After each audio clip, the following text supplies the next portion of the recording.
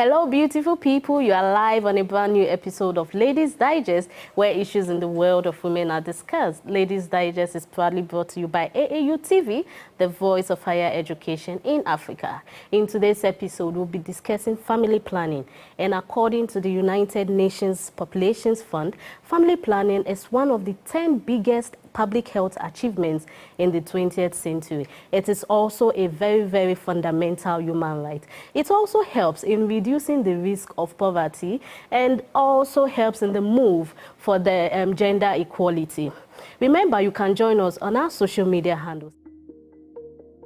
The Association of African Universities. Ladies Digest on Instagram and on Facebook and YouTube.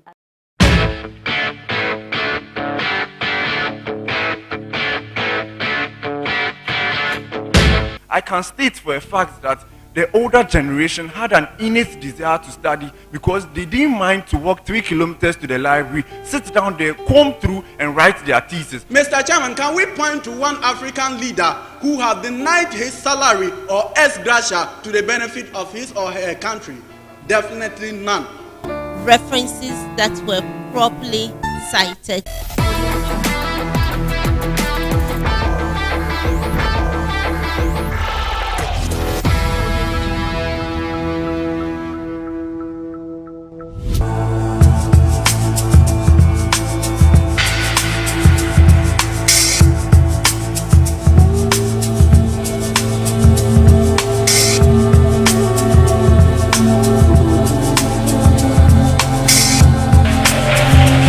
All right, so thank you very much, and we welcome all of you here at KNUST. This is the Yaz Intellectuals Reality Debate Show. My name is Edu Jemfe, and I'm here with Nanaba Amwa. And together, we're going to give you some wonderful moments. Already, we've seen how some of the participating halls have done very, very well in this particular competition. Okay, so this show is proudly sponsored by Yaz range of products, and supported by Capital O2 producers of Living Bitters and FCF. And we are also supported by Access Bank. All right, so we are in the beautiful garden city of Kumasi, the Ashanti regional capital. At this point, we'll take a very short break. We'll be back shortly.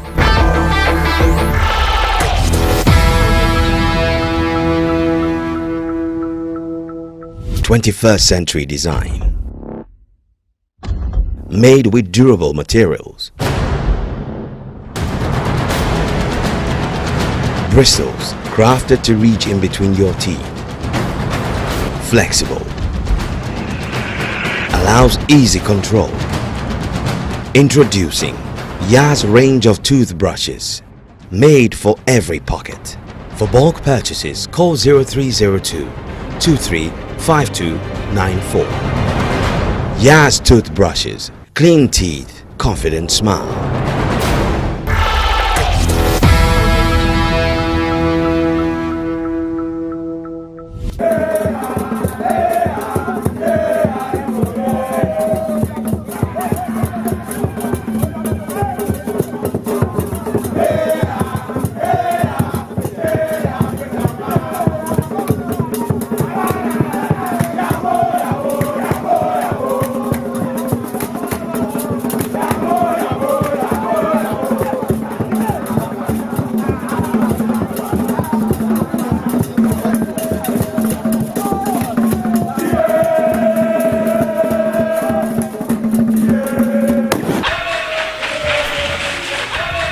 Okay, welcome back from that commercial break. So today on the Knockout edition, we are going to have two competing halls coming on, and the debate is going to be between Ivandi Hall of University of Ghana and the Unity Hall of KNUST.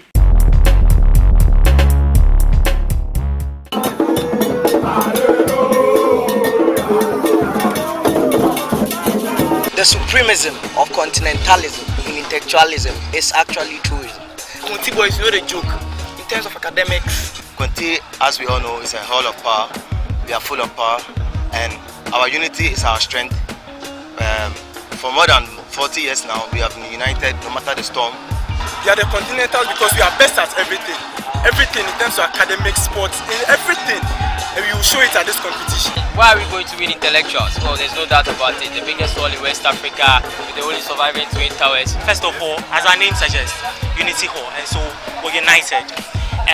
Debating is all about cohesion, and when it comes to cohesion of ideas, it is Unity Hall.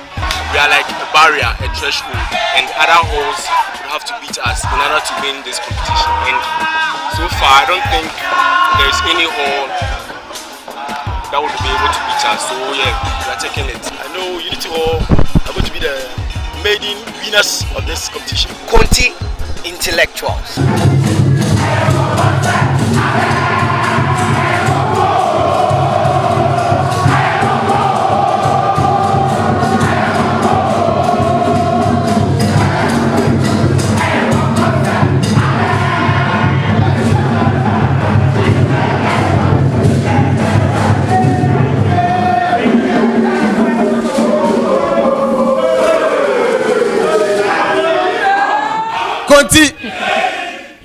For unexplained reasons, I don't know why Ivandi decided not to turn up.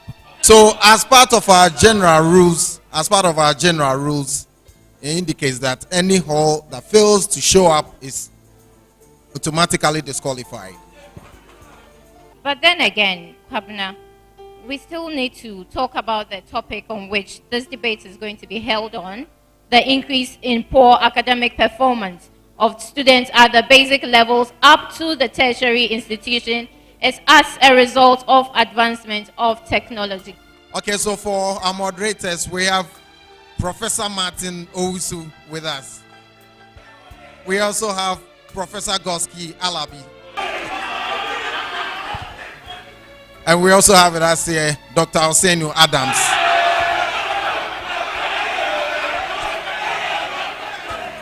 Let's give them a wonderful round of applause. They are moderators for their program. But as we told you earlier, Ivandi Hall has decided not to turn up. But we're going to give Unity Hall the opportunity to tell us their views about the motion that we have on board. We'll give Unity Hall the opportunity to give us their assertion on the motion.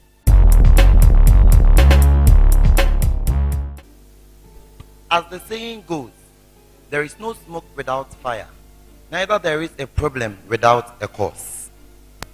Advancement of technology in terms of availability, easy accessibility, cheapness, progression, and expansion, and in all of its utopian things, is the very hammer shaping out the fundamental reason for the institution of the school system. The chair, panel of judges, accurate timekeeper, fellow students, co-debaters, ladies and gentlemen, good day. I am Master Isaac, a proud student of KNUST and a member of the undefeatable Unity Hall. As the principal speaker for my team, I rise, claiming boldly that yes and truly indeed, that the increase in poor academic performance of students at the basic level right up until tertiary institutions is as a result of advancement in technology. The chair of the house, to sound more emphatic and to clear all sorts of ambiguity that is encompassing this motion, I will go forward by explaining a few keywords. According to the Merriam-Webster Dictionary, advancement is the progression to a higher state, and technology is the application of scientific knowledge. Restating the motion, it then reads, the appalling academic performance of students over the years at all stages of education is because of the increased usage and exposure to technology. The chair of the house. To make my argument more palpable and understandable, I'd like to clarify a few issues before I go on with my advocacy. For us to win this debate, we are here to prove to you three factors. First, how technological advancement is the cause that increase poor academic performance. Secondly, we prove to you how other factors are not more important than advancement in technology in the rise of poor academic performance. Lastly, we prove to you how the positive aspects of technology does not have that direct impact on students' academic performance, but the negative aspects do. Now, before we go on, there is this general concession of the motion that the whole House should agree to. The motion clearly stated that academic performance has been derailing over the years, and hence that is not arguable. It's an established fact. With this said, one will quite wonder Why is it so? Because there have been improvement, there have been changes, there have been infrastructural advantages to these systems of education as compared to the olden times. So why is it that they were performing better, but now we are failing? That shows you that improvement in technology actually is not having that direct bearing on students' academic performance.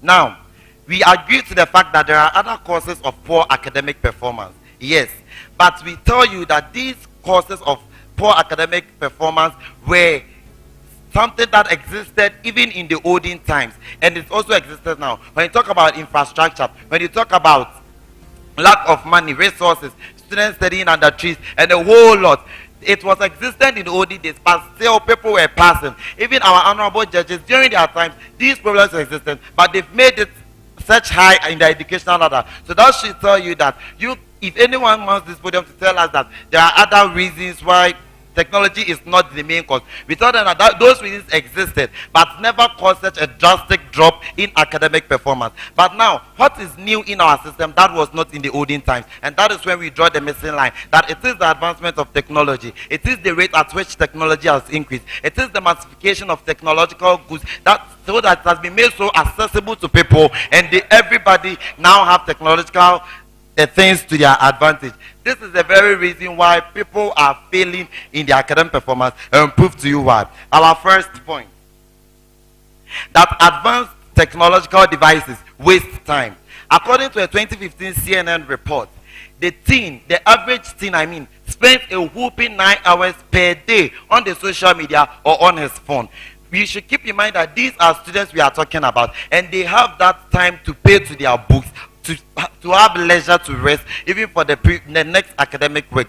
But this is the case. Technology is stealing the large quota of their time, and hence they have less time to actually prepare for the academic ladder ahead, and hence when they are tested, they fail drastically, and that is the cause or the reason why they are failing academically. Opposition may talk about how these technological devices will be used for research and for learning. But we told them that the prolonged and addictive usage of something, even if it is good, it can be detrimental to the progress of that particular thing. And again, we told them about idealism and realism. Ideally, technology was invented to help humanity for learning and process and research and all those things. But practically, that is not what we see. When we go to the field, the number of students using technology to watch pornography or wasting time on social media outweighs the number of students who are using it to research into the academic work. And this is the very thing that shows that technology is rather being a curse with respect to academic performance, without emphasis. Again, we tell you that students loses concentration due to addiction to these devices. According to Media Shift in 2018, experts became aware that they warned the general public against the peril of addiction of technology. Baroness Greenfield, who was a neurochemist, warned that the longer time people spend on their technological devices, their attention span decreases. We can all relate to the fact that attention span, even of these students, is very crucial to their academic performance. And if technology is actually making them lose their attention span, virtually we are telling them they can't retain more, they can't concentrate to understand things, and at the end of the day they perform poorly in academics, and that is what has dropped the level of academics. And yes, to that effect. Again, we tell you that students feel so complacent. Gone were the days that when students turn to instructors when they had problems, because they feel they have a better method, they have a wider range, they have the internet to search for information which are better than what the instructor will give them. But we all know that in as much as there are good things on the internet, it is also loaded with a whole lot of, in quotes, junk. Now, students are exposed to all these things, and because students are tested on standardized tests, that means their knowledge in particular things are restricted or are guided in certain ways. But on the internet, there is no such control. Hence, they reproduce these things in their academic works, and they end up failing and trailing drastically. Again, we tell you that students students now loses their interpersonal relationship that coexisted among them. And now let's talk to you how interpersonal relationship is so crucial to this debate. Interpersonal relationship fosters things like group studies, extra tuition, and all these were the things that were making the older generation succeed academically. But now, technology, I just take my phone and I'm WhatsApping with somebody I don't even know, somebody I don't even recognize. I'll just be WhatsApping. No. So I lose that contact with my immediate people who can help me in my studies, and the group studies and extra tuition is lost, and then they fail drastically. Thank you. Thank you very much. Thank you very much. Shall we again welcome the first supporting speaker?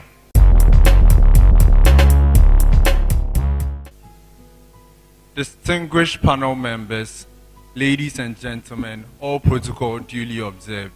It's rather unfortunate that we do not have an opposition team that would give us the form of competition that we ought to get. But yet still, the purpose of this debate is not just so that we get a winner, but rather so we contribute our quota to a national issue. So we contribute our quota to a national issue. That is the derailing academic performances that we are getting through the basic level up to the tertiary level. That is one thing that we ought to look at. But listen, this debate was clearly supposed to be a juxtaposition of things. So proposition will come in and will tell you that the main reason why people are essentially failing is because of technological advancement. They are here to disprove that. But yet still, I'll give them a counterclaim. The best model that opposition could have brought to this debate, then I'll engage them on that model. So the best they could have brought to this debate is by telling us that technology is not a factor, and as such, there are other factors that are causing this. But the factors that they would have to mention to us would have to deal about the infrastructure. They would have to speak about low funds. They would have to speak about corruption, the things that are existing in the system, the nuances that are existing in our current dispensation. But that is to say that such things are not mutually exclusive to only the present generation. The panel will attest to the fact that during their times when they had to go to school as well too, they had to go through all these systematic practices that they would want us to understand. Insofar as that they can't say that these things are mutually exclusive to the present generation, then we think that those things fall flat. What is in picture A and it's not in picture B? Picture A being your generation panel and picture B being my generation. The thing that is existent in mine that is not in yours is technological advancement. The overmassification of the media. The social media is the brainchild of technological advancement. That is where majority of students spend their time, and as such cannot concentrate enough to adequately study and then do what is best that they ought to do. But then lastly, I know this point would have gone through this debate cleanly and no one would have touched it. That is on the paradigm shift on learning. What has technological advancement done to this? I can state for a fact that the older generation had an innate desire to study because they didn't mind to walk 3 kilometers to the library, sit down there, comb through and write their thesis. But right now, those things have been brought to our doorstep, but yes, though, we are failing. Why are we failing? Owing to the fact that the current generation have grown complacent. Owing to the fact that we've grown complacent, we've also become lazy. Why are we existentially lazy? I tell you, technological advancement. Owing to the fact that I do not have to walk to the extent, I do not have to walk 2 kilometers to the extent before I'd get to literature. Literature has been brought to my doorstep. Listen, there are two sides of the coin to technology. Technology has done some good, but yes, though, in solving one problem that technology wishes to do, it gives us 4. Technology will alleviate our headaches, but then give us a cancer. That is what technology is doing, dumbing it down to the simplest level. That is one thing that we do not have to buy into. If that's the premise that technology would want to give to the Ghanaian education society, we do not buy into that. But yet, still, what form of solution would the proposition team wish to bring on board? Because in as much as a debate, we are supposed to intellectually defile the minds of the people in this room. So what do we wish to bring? So if there is that clear sync between technology and our academia, we believe that that is the thing that would help the future generation, or would help the people before me. Posterity will be our best judge. So you knew that this was what was going on, but I did nothing about it. Technology is a good, but yet still, insofar as that the people are not restricted, that is to say that the students, we have our smartphones. The teacher is lecturing, but yes, so I'm at the back and I'm using my smartphone. Which one has more impact on my academia? It's supposed to have been the projector, but yes, so that is not what's going to impact my academics. Because I've been distracted, I don't get the vital information. Technology has only made us comfortable, but why aren't we utilizing this comfort? That is to say that the current generation have misused the technology, and as such, we can say that that is the reason why we are simply failing in our books. The clear concession in this debate, that's something opposition would have wanted to change, is that technology is helping improve academia. If that be the case, then why is it that the students aren't also passing? That is the question we are supposed to be asking ourselves. That in as much as they have comfortable chairs, they have smart boards, they are still failing. Why is that the case? That is to say that they are misusing it. No one is serving as a control body over us. No one is serving as a regulatory body over the technological advancement. In the United States of America, they have charter schools. Charter schools are private schools. That's they make sure that the students are more or less like in a boarding system. Quarantine. Those schools are excelling very much in the States because they know that the problem that the United States is facing is technological advancement. Thank you very much. Thank you very much. Can we now have the second supporting speaker? The chairperson, panel of judges, accurate timekeeper, guest, fellow debaters, ladies and gentlemen, greetings from the land of continentals, where our arguments aren't based on sentimentals, but on credentials. And hence, since we are unopposed in this debate, it means we are actually the intellectuals. Address me by Master Joshua Ba, a student of the prestigious Kwame Nkrumah University of Science and Technology, and a powerful representative of the powerhouse of West Africa, Conti. Speaking as the second supporting speaker for the motion.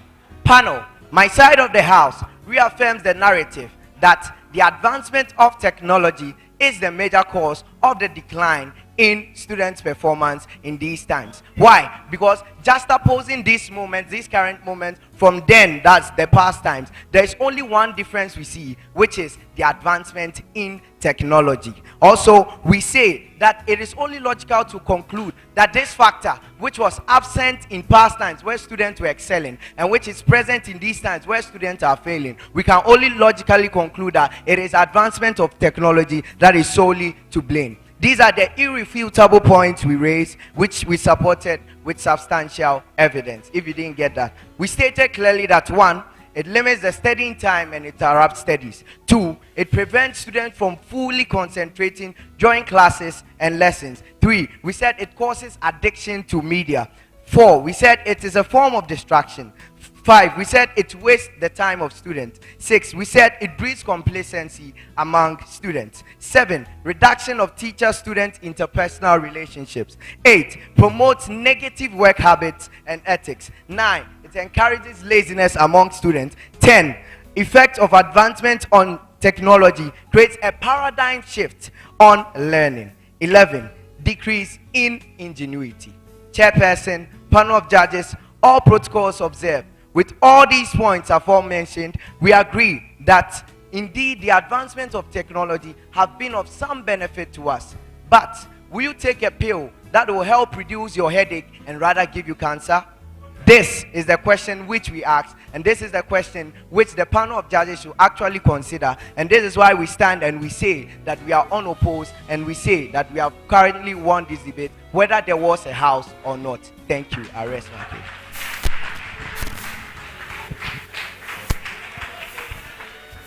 Thank you, Unity Hall. Thank you very, very much. All right, so as our judges, collate their results, we take a very short break here. We'll be back.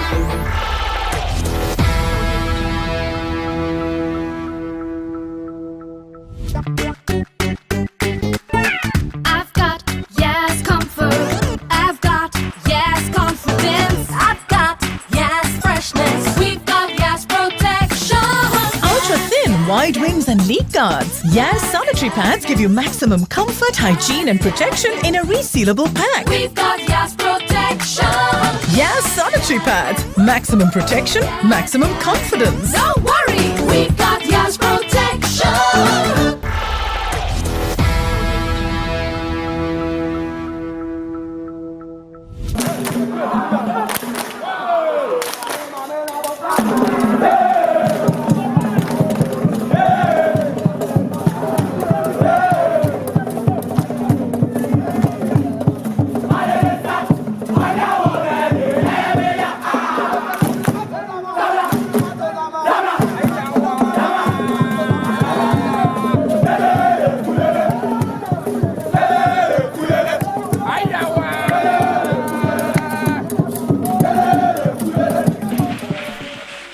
Welcome back, viewers, from that short break.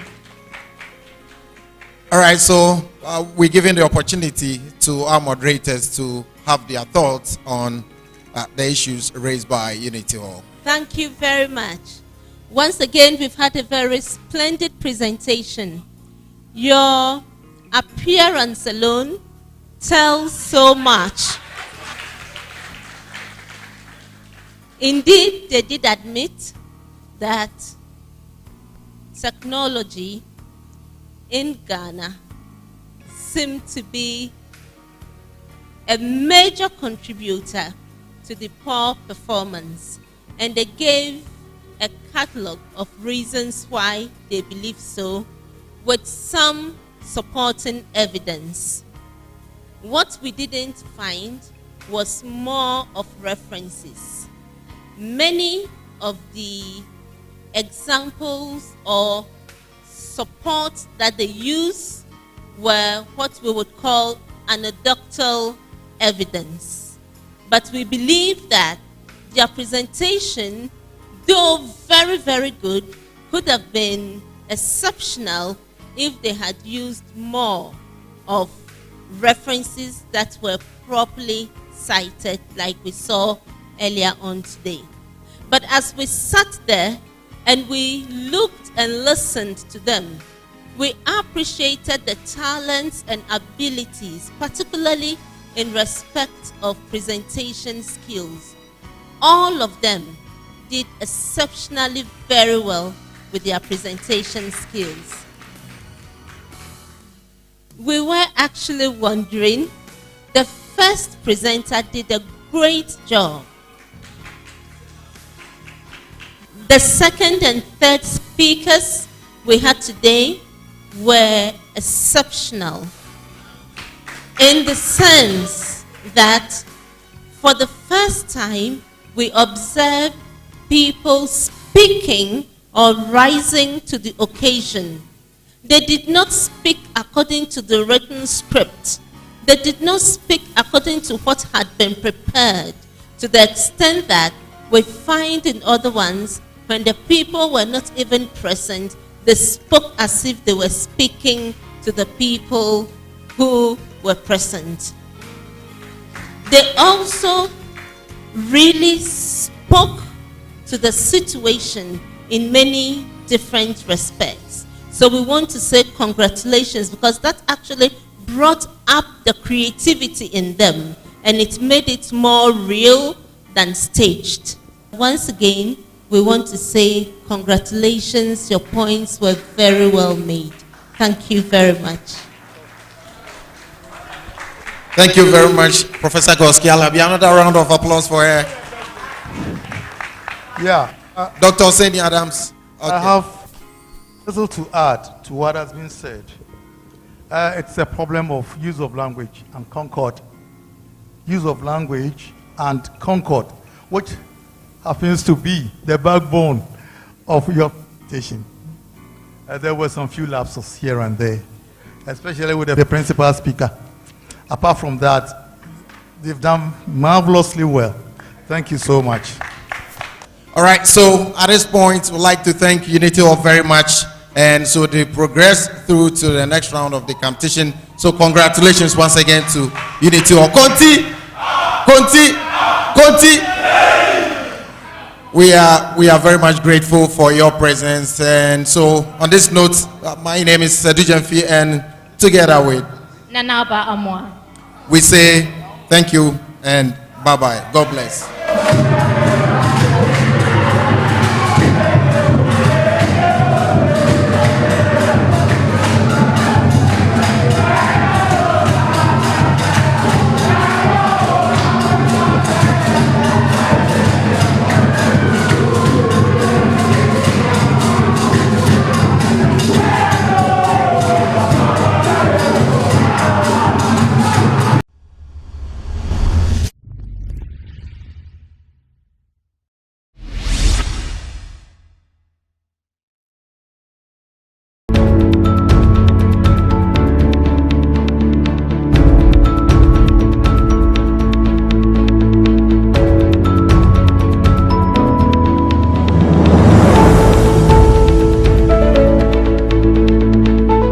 COVID-19 pandemic has necessitated the need for higher education institutions to establish their impact through applied research. It is in this regard that the Africa Centers of Excellence for Impact Project, a higher education project supporting universities in West Africa, has engaged in groundbreaking researches in managing the virus within the sub-region. The 53 centers across the continent are putting in place measures to manage the pandemic in their respective countries.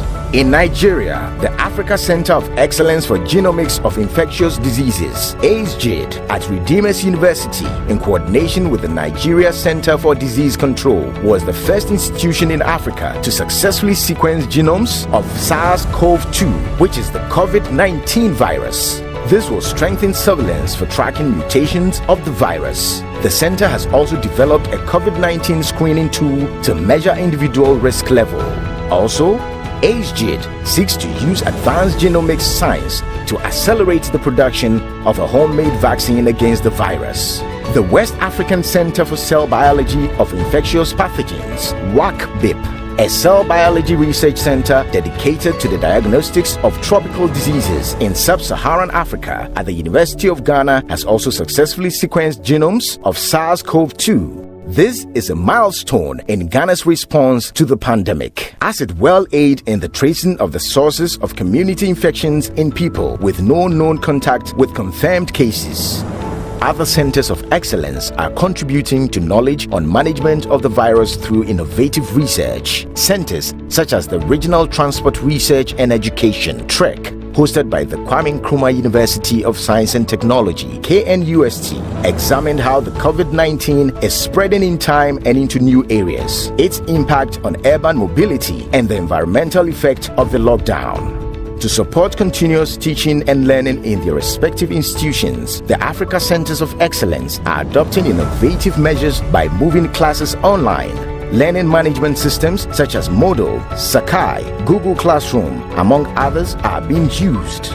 The Africa Center of Excellence project is a flagship program where the World Bank, in partnership with the French Development Agency, AFD, and regional partners such as the Association of African Universities and ECOWAS, are supporting African governments to invest in quality postgraduate education and applied research.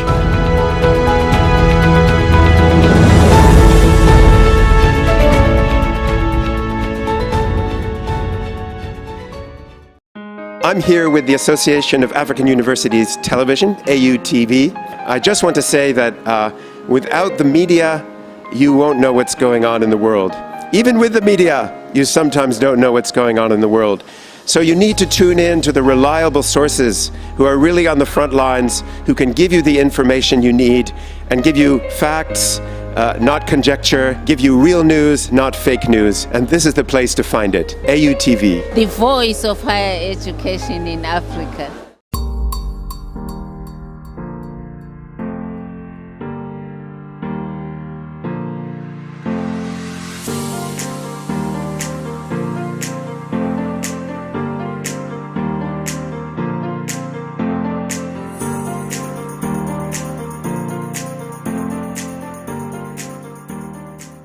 We are continuing our celebration this afternoon with another power-packed and another interesting webinar, which is on the title, The Context in Our Solutions, the Realities of Blended Education for Skills-Oriented Programs.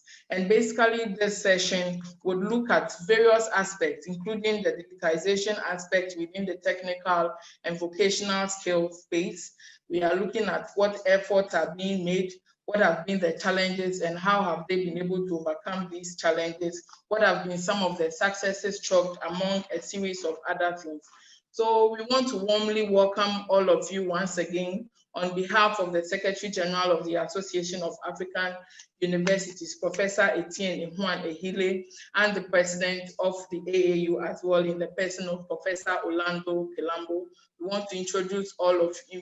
We want to warmly welcome all of you to this session, and we look forward to a very exciting session. We would encourage all of you to stay on and to invite all your colleagues and other stakeholders within your networks to join us here.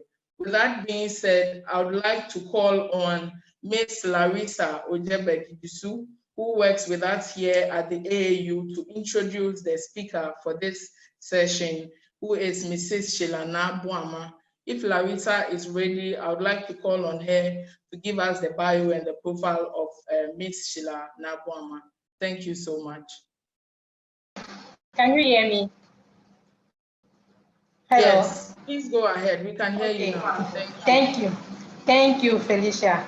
So, as Felicia mentioned it, the one is going to give this afternoon talk is Mrs. Sheila Nambuama. She has, over the last 21 years, worked in sectors that cut across the United Nations, private sector and public sector.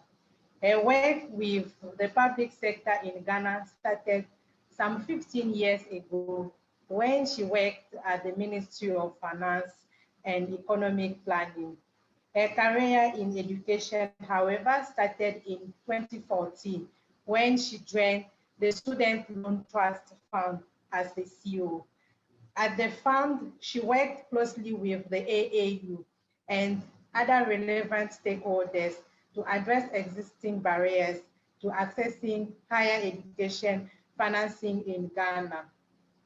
In 2017, she was appointed the Executive Secretary of the National Board for Professional and Technician Examination, becoming the first female to head the institution after over 24 years in existence.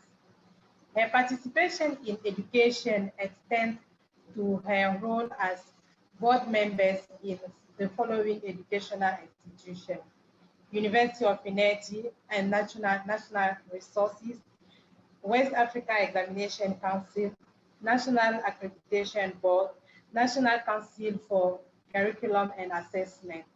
In the past, she also served on the governing board of Association of African Higher Education Financing Agency, where she chaired the Legal and Finance Committee of the association. She also worked with Peking College of Education and the Student Loan Trust Fund as governing board still. Mrs. Sheila Nambuama holds a first degree from the University of Ghana, Legon, and a master's degree from the University of Brighton in the United Kingdom. That's it for her profile, Felicia. If maybe I've missed something, if she can add another one. So. Thank you very much, Larissa. This is fine. We are excited when we have Francophone and Arabophone colleagues speaking English fluently like you are doing. Thanks so much for that. On that note, if Miss Shelana Buama is ready, would like to invite her to take us through the session.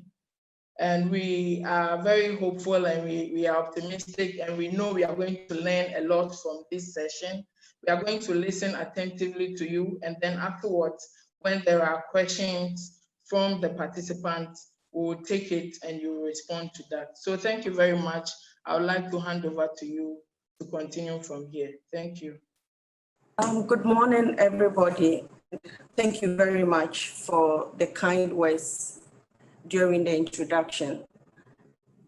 As has been indicated, I'm going to be speaking on the topic, the context in our solutions, the realities of blended education for skills-oriented programs.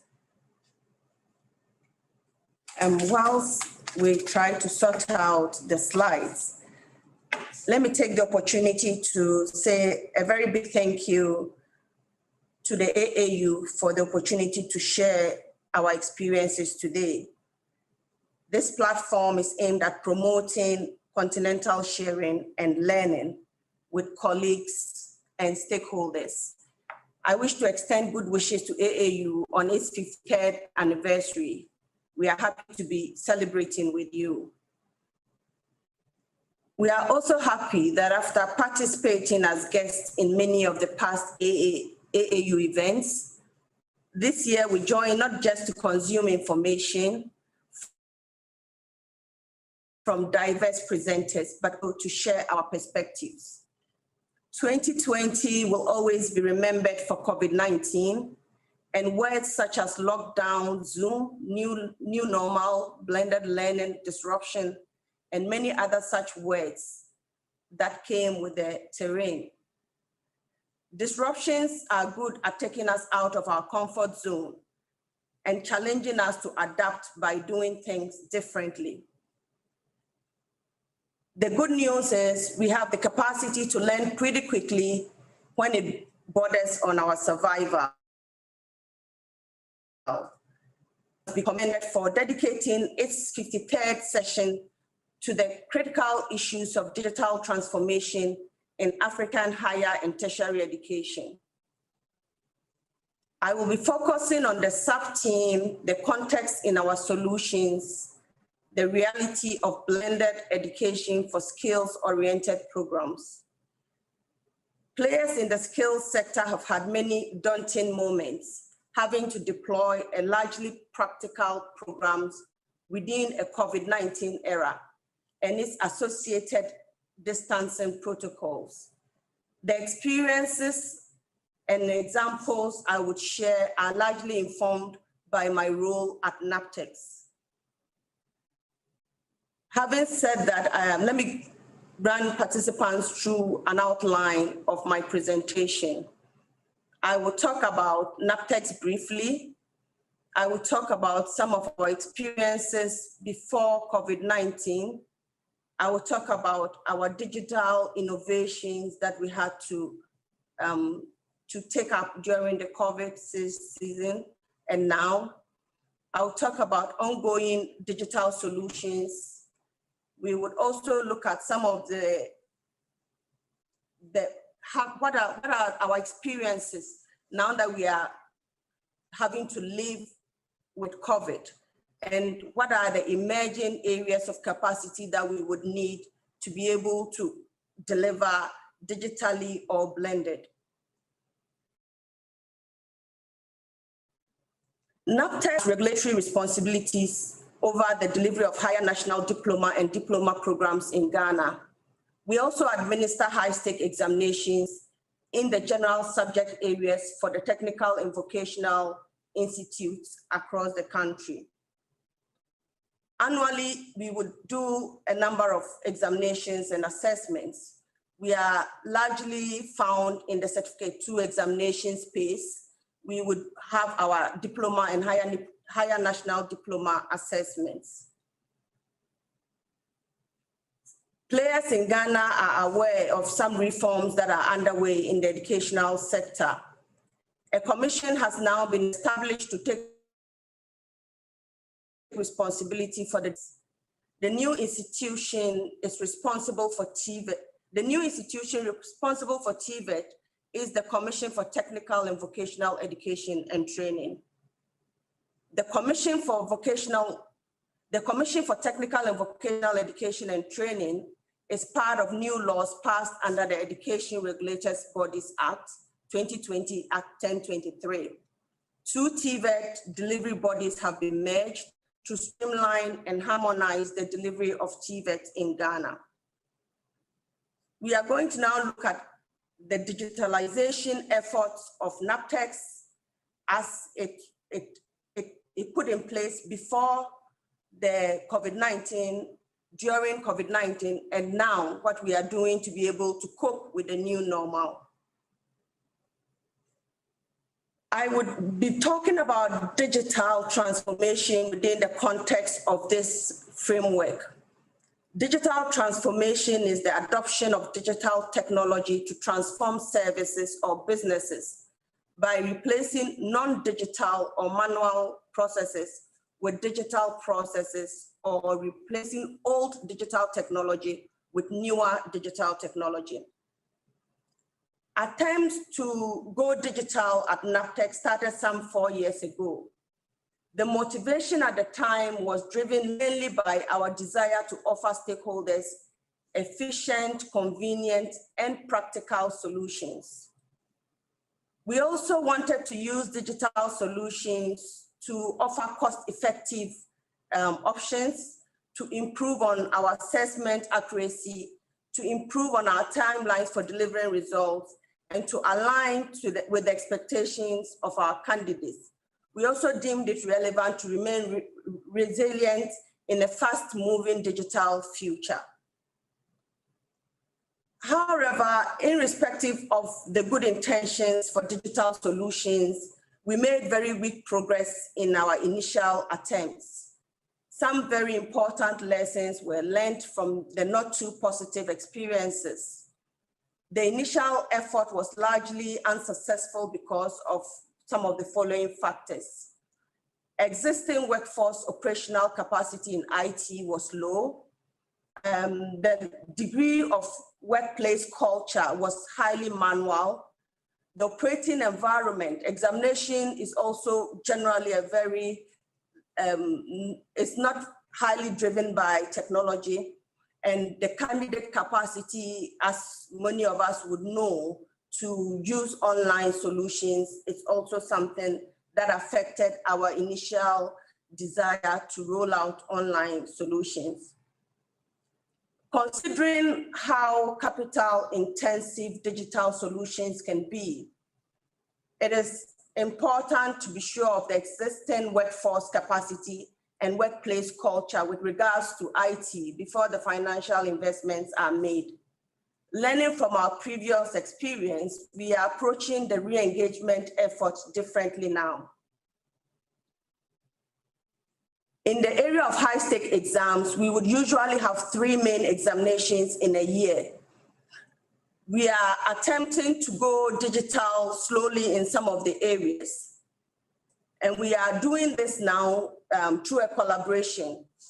We are working with the West African Examination Council in the area of digital marking of the multiple choice examination questions.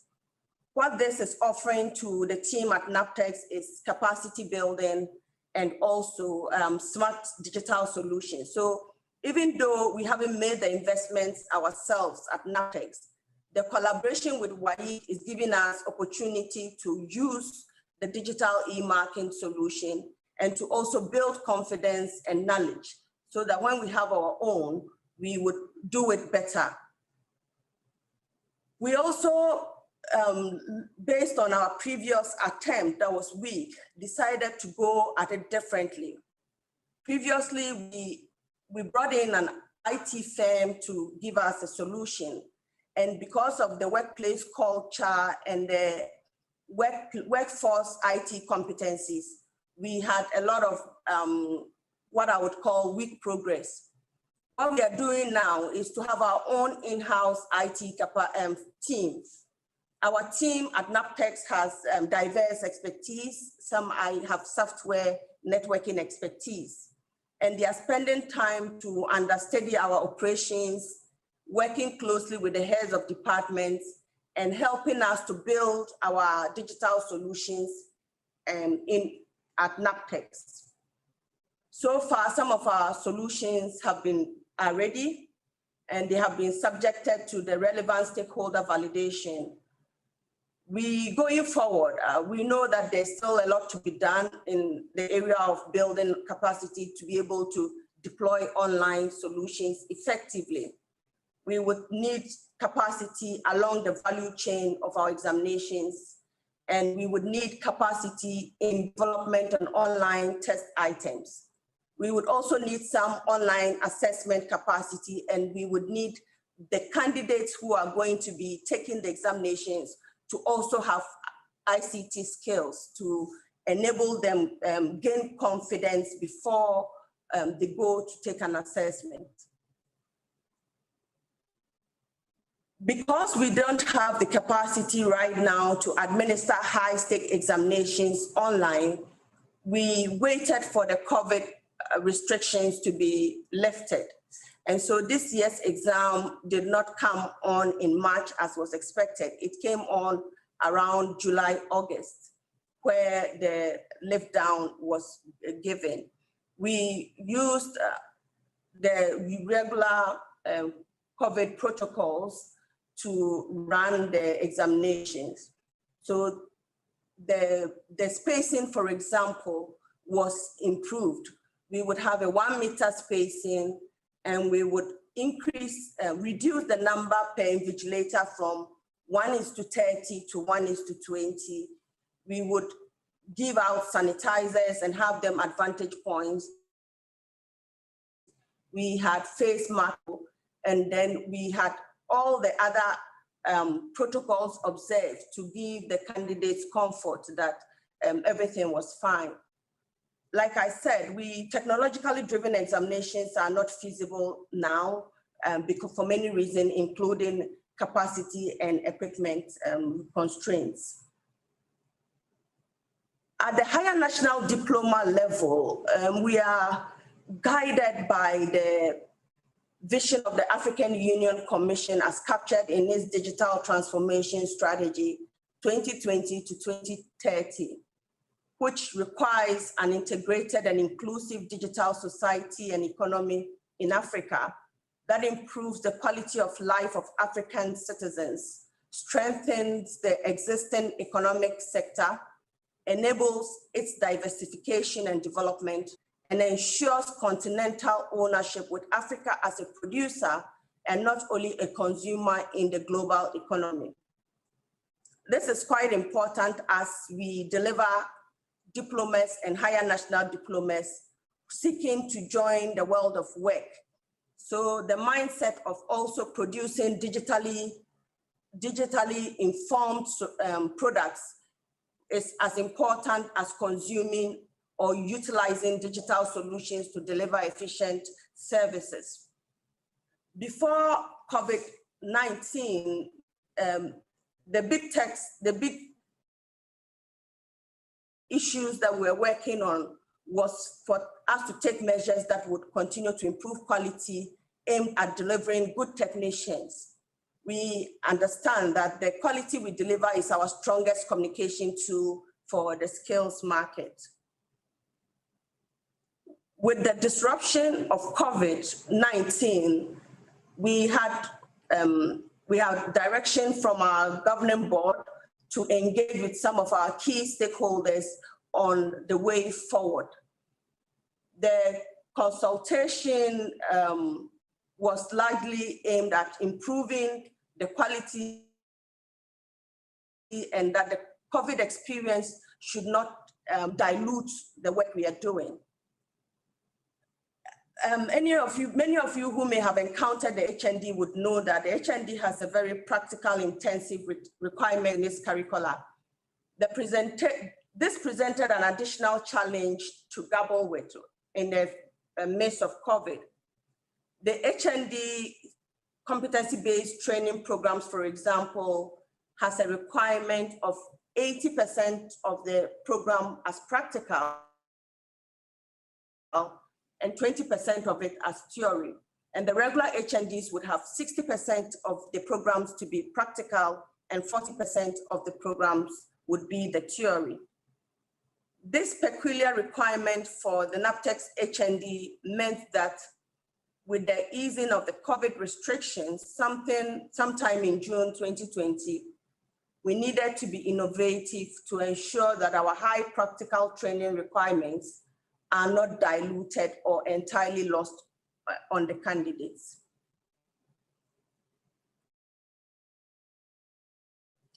So of the consultations that we had, we recommended to institutions that offer the higher national diploma programs to have project-based assessments, to use more of the project-based assessments.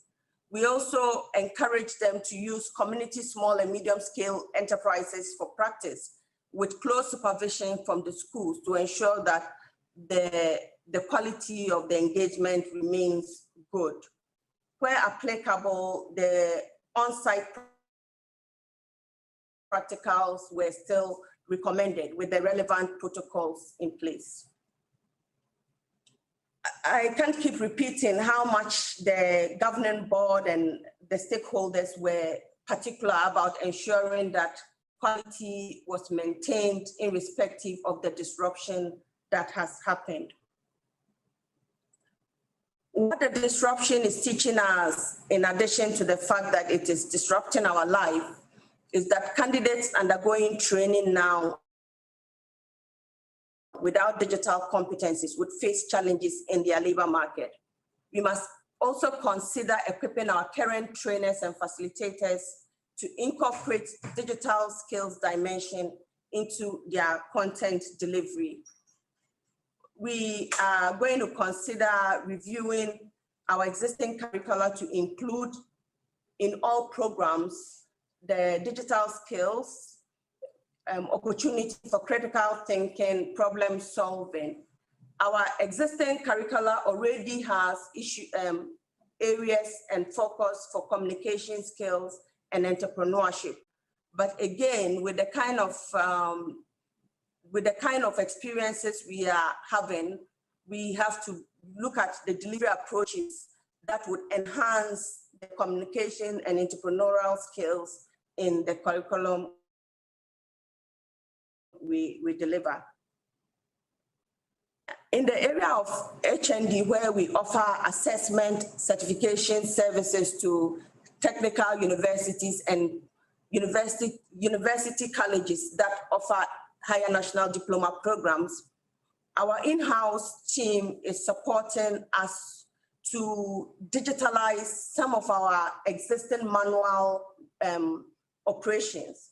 In the past, affiliation with NAPTEX was a manual process, and irrespective of where you were, you had to travel to NAPTEX to undergo the process. We have come very far to launching our online affiliation process. We are also going to have our solutions for the moderators and examiners recruitments. These are third parties we work with, and they come from different backgrounds that we require to moderate our test items. We already started using our online feedback portal, and this was quite important to the technical universities and university colleges. They had concerns sometimes with the quality of moderation, and we needed to avail to them opportunities to share with us the specific areas of concern to enable us improve on this line of work. Another area that we are working on deploying an online solution, and here the reason why the institution has been slow with deploying online solutions is the fact that they felt examination was highly secured and didn't want to expose examination related processes to the high risks of exposure when they were not yet ready. So in all the solutions that we are deploying, you would find us paying a lot of attention to issues of security, to issues of confidentiality, and we are using a mix of options to ensure that even if you pick up our content along the line electronically, it would not be of much use to you. So we are building solutions that takes into account the work we do and the stakeholders that we represent.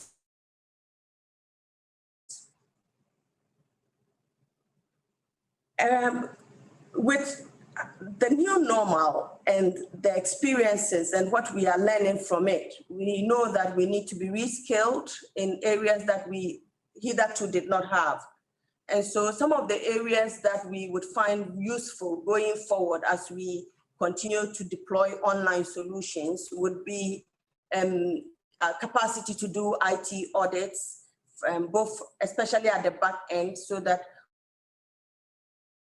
when something goes wrong, we can track and be able to pin it down to where it happened and improve on our security. We would also need some skills to be able to focus for skills required in the future market. Not too long ago, we did a lot of curriculum review and development, and the COVID-19 experience is creating a very big hole in some of the work we have done because of the need for certain types of skills that are now emerging, especially digital skills. And so we would need some other capacity to give us also strength in developing online instructional design We need skills to be better at developing exam and assessment related online content. And these are issues that we would be taking forward. We are mindful of our context, hence our blending learning solutions should skills enhancement and not skills dilution. In addition, the existing IT culture and workforce capacity are important factors we are looking at in our quest for digital transformation. Ideally, all our institutions of higher education must have free wireless communities. This reality is yet to be achieved in many of our institutions across the continent. Again, many countries and communities are largely rural, and here the infrastructure for reliable internet connectivity does not exist.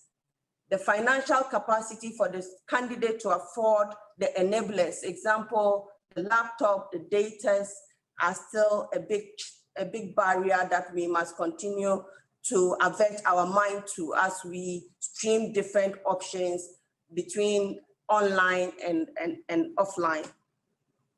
Here we would need policies to ensure that we do not invest heavily in solutions that will by themselves become inaccessible to the people they are meant for. And so we have to, as a community, when we are developing our solutions, to be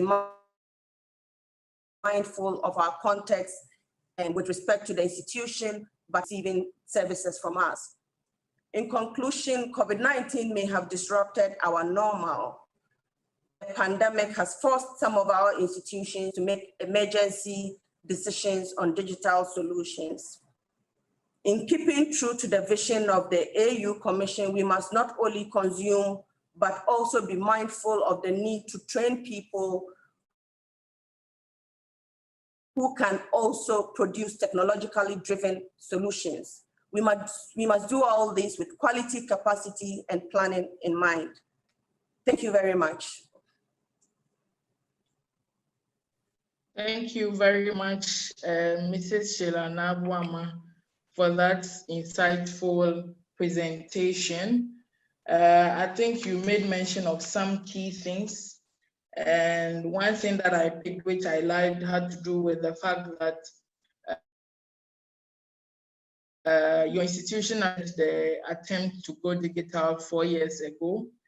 And I'm sure that for other institutions that have not even started, when the COVID started or when it came, I'm sure most institutions also started going this way because that was the only way that we could survive given the current situation. You also mentioned that you highlighted the importance of collaboration in that at some point you collaborated with WAEC, mainly to help build confidence and to also help in terms of staff gaining, so that when your institution was even now ready to go digital, some confidence and some basic skills were there. So that is very important. You also made mention of moving to project-based assessment, which means actually when the situation presented itself, institutions now had to be dynamic, had to innovate, and had to move to different ways of doing things. There are several other things that you shared, but I'm sure that our participants have engaged with the session and do have some questions that they want to put further. So would urge you to stay on as I call Ms. Dufie to help with the Q&A sessions. If there are some that have been typed in the chat box, she would read them out. And if people want to talk, she would give them the opportunity to also speak and then ask questions, and we can all engage with it, either to you or to participants in general. It can be questions or it can be general contributions. So the floor is open now. I would like to call Ms. Irene Dufie Adai to moderate this session. Thank you. Dufie, if you are ready, please take over. Thank you very much, Ms. Boama. And thank you very much, Felicia. It has been an insightful presentation. I was keenly following because we know the importance of technical and vocational education for development in every country. And so I have two questions in here, and I would want to ask Mrs. Sheila Boama that. It says, this is from Ms. Nodumo Lamini, says, thank you for the excellent and informative presentation, Mrs. Sheila. Please comment briefly how you address issues of resistance to change, if there were any. Thank you very much. Thank you. I think that change management processes would always be with us in any time, in any phase of our institutional life. There will be the need to engage people around the issues of change management. I also want to believe that if the environment is a trusting one, to deal with issues of change, because what would be the causes of resistance? Sometimes opportunity to hear out what is causing, just giving people opportunity to be part of a change process, especially people who are primarily affected by change, is a good way. Every day we manage change is not a perfect one. It depends on the context, and it depends on the drivers of change and what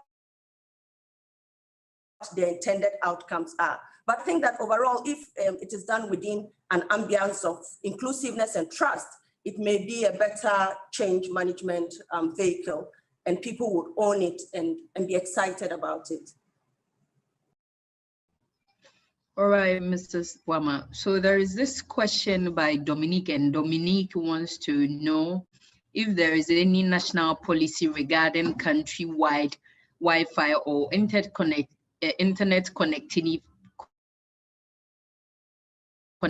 for these projects is all over the.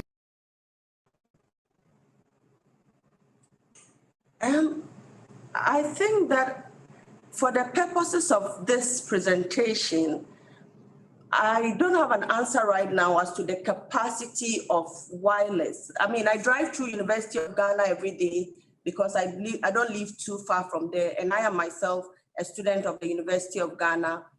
I haven't experienced a wireless environment when I'm there, and it's one of the biggest and capable universities. So I would like to say possibly it's a work in progress, but it is something we must be mindful of to provide if our solutions are now dependent on wireless capabilities. All right, Mrs. Boama. And so we are in for the for our speakers to ask their questions. So if you have any question, kindly raise your hands. If you raise your hands and you see the mute button on your screen, kindly press it and ask your question. Mrs. Sheila is here to give you a good answer. And so Bello Muhinat, I have allowed you to talk. If you can hear me, Bello, kindly talk. Kindly make your submission. I've asked you to unmute. Kindly ask your question or make your submission. Thank you very much. Good afternoon, everyone. I'm Bello Muhinat from West. Good afternoon. Bello Muhinat from West Loring. My question is, when the presenter was making a presentation, she talked about these rural communities in most of our countries, African countries especially. So I want to ask if AAU has something at stake in terms of a program or any program or policy or help that these universities in our communities that are not at the center in terms of connectivity, because the major issue here is connectivity. In our university that is even at the center, in the central city, at the city, the capital city of the state, we still find connectivity an issue. Talk more of other universities located outside the city state. Thank you very much. Ms. Nodumo, I don't know if you can hear me. If you can hear me, kindly unmute, and if you have an answer to the question that was asked. Thank you very much. Okay, thank you very much, Irene. I would like to congratulate you, Sheila, on that excellent presentation. Very, very informative. I understood the question to be touching on issues of connectivity, and whether AAU was doing anything in this area. We've been doing something in this area since 2005. At one of the conferences of vice chancellors, rectors, and presidents of African universities, the issue was brought to the table, and then it was agreed that AAU works closely to support the establishment of national research and education networks. So national research and education networks are networks at a country level that are meant to operate as internet service providers for educational and research institutions in a particular country. Since 2005, a lot of countries have established national research and education networks. The challenge that we have, or we are seeing with these NRENs, as we call them, is that their speed of maturity is not similar.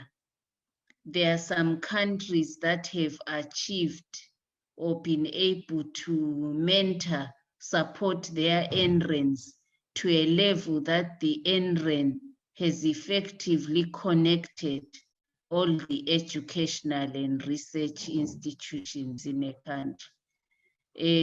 There are countries where the NRENs have been established, but because of limited support from their governments, they've not been able to do much. There are countries that a few countries still don't have NRENs. So the idea is that educational and research institutions cannot buy internet at corporate rates because they are non-profit. They need special institutions to be able to provide them with internet, and that's what NRENs are for. So the challenge is really at a national level. I think we need to do more work, advocacy, education, ensuring that our governments are putting money towards infrastructure and also towards supporting the national research and education networks. So we are lobbying our vice chancellors who sit on our governing board and those who meet every 2 years to really support us in this area. During the COVID, we wrote very high-level statements targeting the governments, particularly the ministries of education and ICT, and we sent out that communication to governments in Africa. We also did a very high-level statement with the regional research and education networks, appealing once again for this aspect of infrastructure to be prioritized.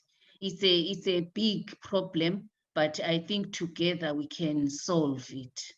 Thank you very much, Irene. Thank you, Ms. Nodumo Lamini. So this question is to Mrs. Sheila. It said, how did you act in regards to the practical part of the technical courses? Thank you. This is from Rafik, the American University in Cairo, School of Continuing Education.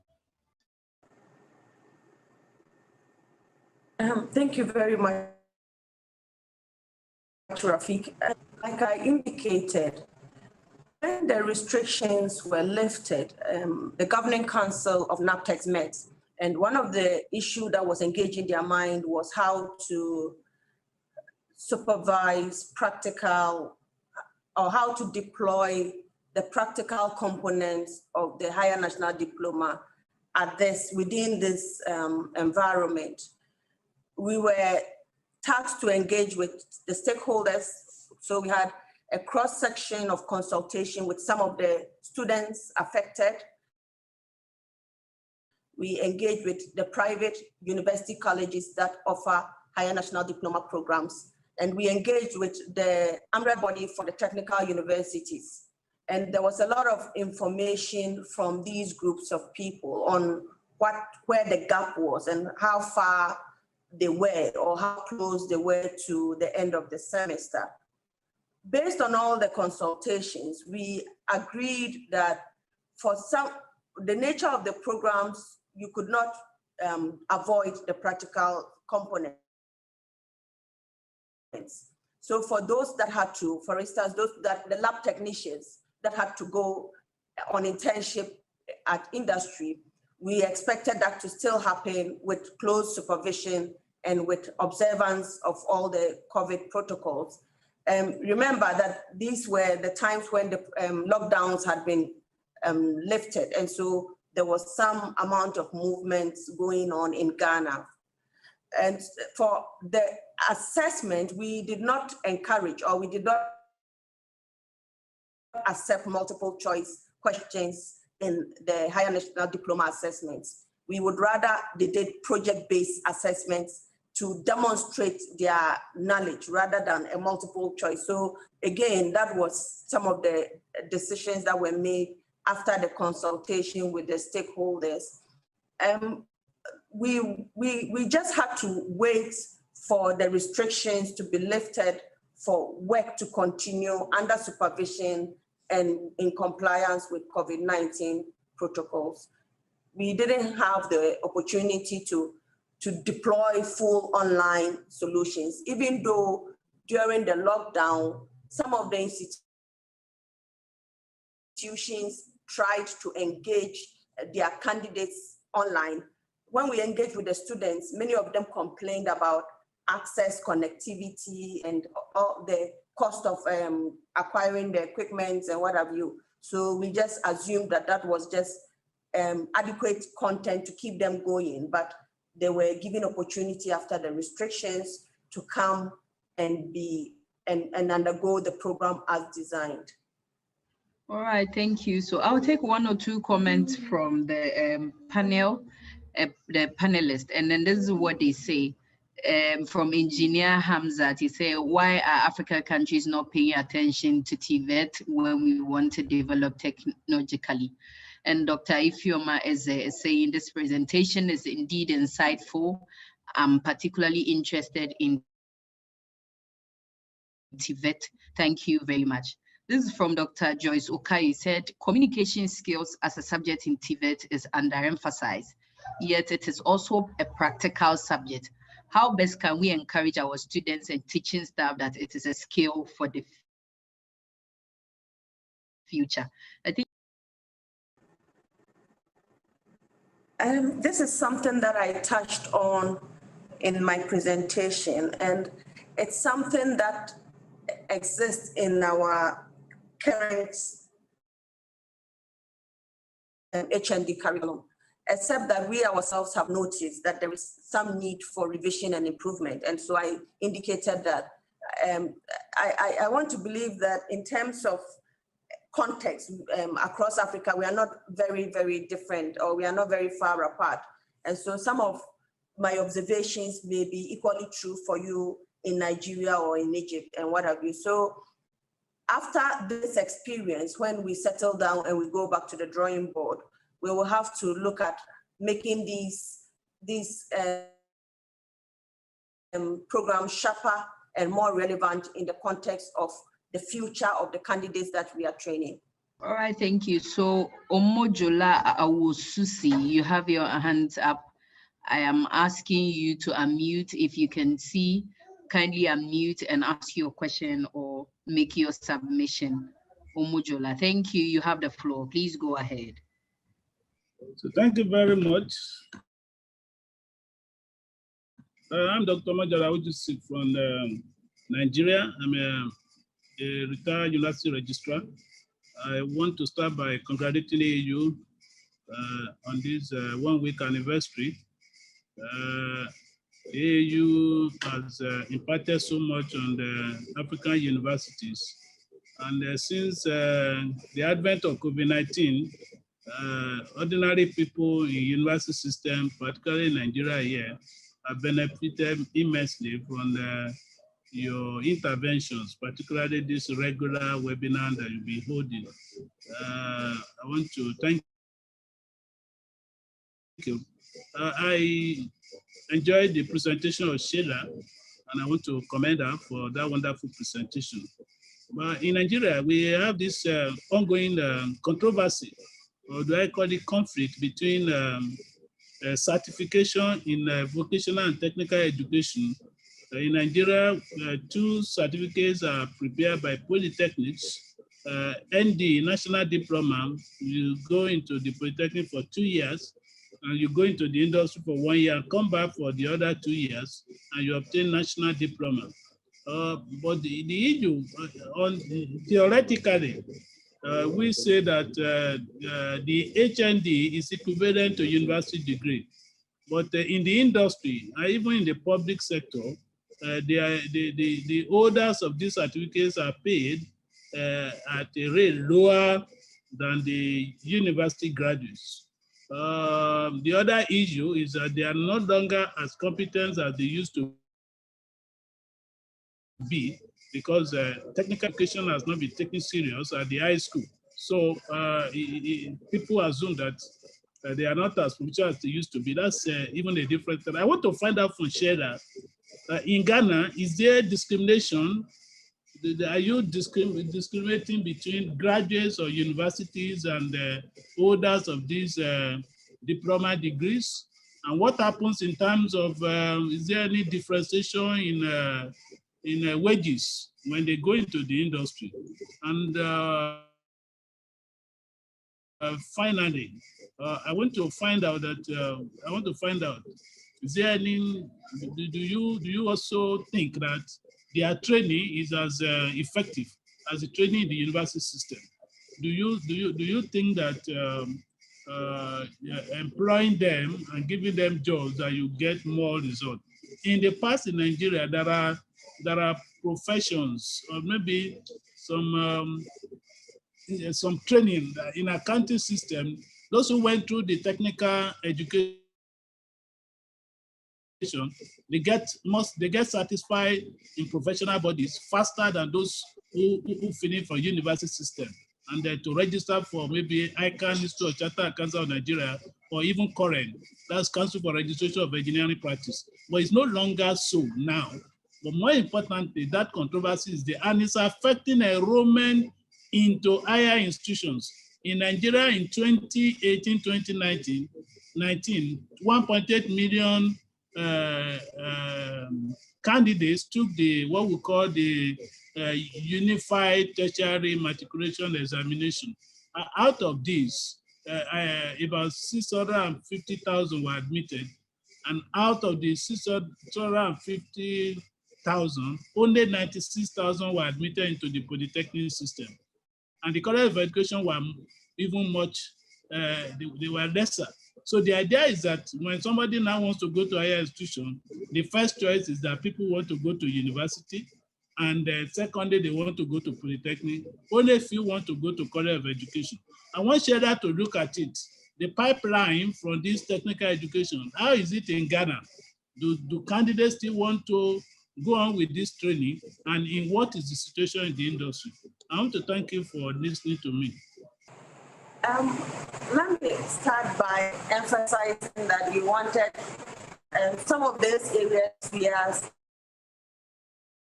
still looking at in comparison to what happens in Nigeria. I'm not very familiar with the Nigerian landscape, even though I've been to Nigeria before. But when you come to Ghana, I think that there is a clear distinction between the technical universities and the research-oriented universities. And maybe as stakeholders, we need to promote a lot more the differentiation and the value addition. So they are not the same. If somebody is trained as a technical person in a technical university, their training methodology makes them different from the research-oriented person. But these type of comparisons are there. In the private sector, my observation is that they are recruiting based on performance. And so you would find that we at NAPTEX, we are getting a lot of NAPTEX certificates coming back for validation from private sector employers who have employed them. So I think that the private sector person finds the HND holder cost effective. They also have said that their training turnaround time on the job is shorter, so they are good to go. In terms of quality, we know quality is an ongoing issue. We cannot say that we are comfortable with where we are with regards to the quality of the candidates that come out. There is a lot of work to be done. The disruption has even made this a more difficult assignment to achieve. But we are aware that these areas need to be improved, and we are consistently working with our partners who deliver the actual training to ensure that we deliver a certain quality. And we are very optimistic that if we get the quality issue right, the market would respond accordingly. Now, the market would respond because they consume the candidates. And if the candidates are performing to expectation, then in terms of progression and wage, there will be no cause for alarm. So possibly we who are implementing some of the policies must be strengthening our quality dimensions so that the kind of certificates we give them is a true mirror of their performance. There isn't any significant gap between the candidate's performance and the certificates that we issue out to the person. Thank you, Mrs. Sheila. So there is this question from Professor Emeritus Pai Obanya. He wants to know how we should use this new normal as an opportunity to develop a favorable attitude towards TVET. So how would we as an institution use the new normal as an opportunity to develop a favorable attitude towards TVET? Thank you. I thought that was a question for AAU. Irene, can you repeat the question, please? All right. So the question is, how should we new normal as an opportunity to develop a favorable attitude towards TVET? I think what the new normal has taught us is that we can do a lot of things virtually. Before the new normal, we were seeing so many hindrances. Some were imaginary, some were real. We were not really thinking about the box, like outside the box. We're not thinking outside the box. We didn't see that actually there was no box. So I think we are learning that even if it's a technical program, there are ways around it, particularly around design of content and a blended approach where some of the learning happens digitally and where some of the learning happens remotely. Concerning its importance, I believe most of us are convinced that TVET is extremely important because of the skills that the participants get. And we need people with skills so that they can work, they can create jobs, and they can be useful. So that's how I would respond, Irene. I don't know if I did justice to the question, but thank you. Thank you very much. So this is from Makafui. Makafui says, thank you for the presentation. I want to know if all stakeholders are aware of the development mentioned in your presentation, and how are they being monitored to ensure implementation? For example, the in-house IT team and digital portal.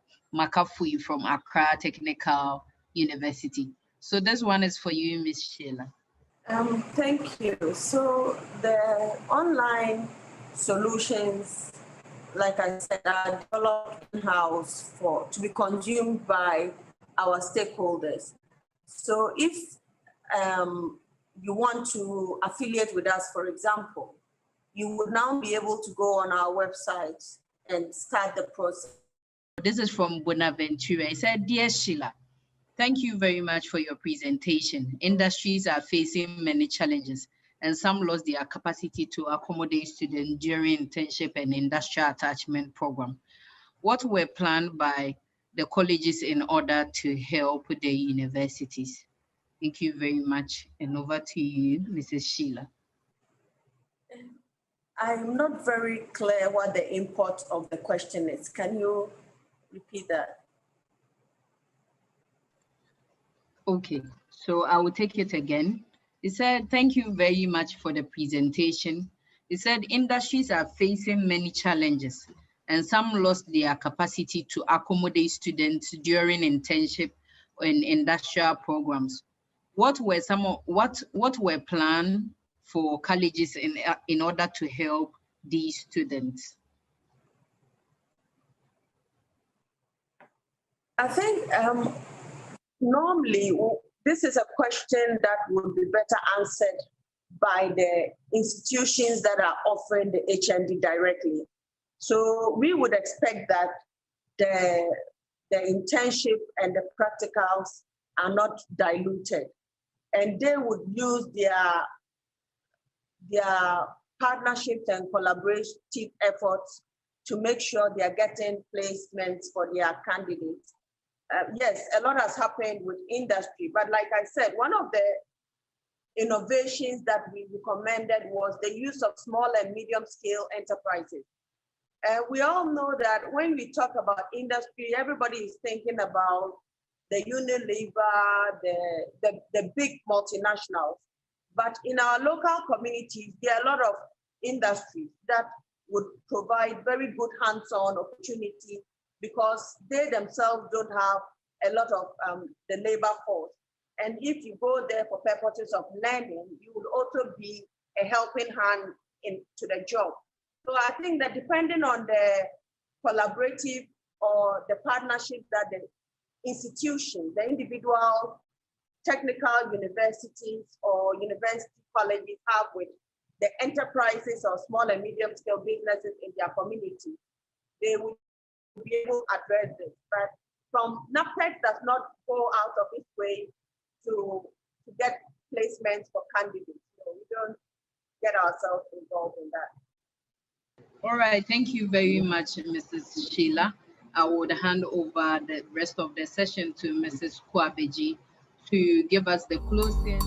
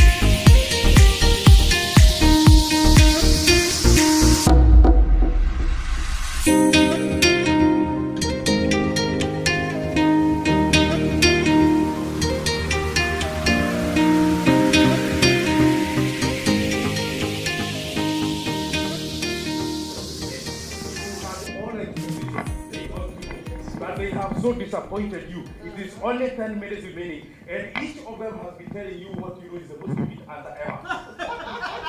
And these 10 minutes, you want to change that. So talk to them, and guess what? I am one of them. Talk to us. Yes, we've been going about this for the last 1 hour and 10 minutes. Unfortunately, all the answers really are not, towards the right area. They are not right. So let's try again. Let's see if you have, anybody has another, idea or another answer to give me. Let's try that again. All right, this is your teacher. Guess what he's told you? That you have wasted 1 hour and 10 minutes of your life. Because all you've been saying is wrong. This is a very bad example of a Professor Graham. Why? Yeah, because if we follow all that we've been taught, traditional method of learning, revolves around you're right, you're wrong, you say this, you can't say this. But if we assume that learners know something, and we only also want to assist them, we want to facilitate them to bring out that knowledge from them, we cannot pass that kind of judgment. You are wrong, you are right, you are discriminatory, you are closing knowledge, and the expectation is that we should open it up. Thank you. Okay, very well. That's an analysis, but I would like us to focus ourselves as students in the class. We are 80 managers or students with a managerial experience doing a course in quantitative. This is our professor. She has just told us that we are wrong, and she's asked, can I have one more last chance to see whether there is anybody who can resuscitate? Professor Graham. Yes. Have you ever had experience on the field before? How can you tell us that we are wrong? This is how it is done. Okay. She hasn't. No experience.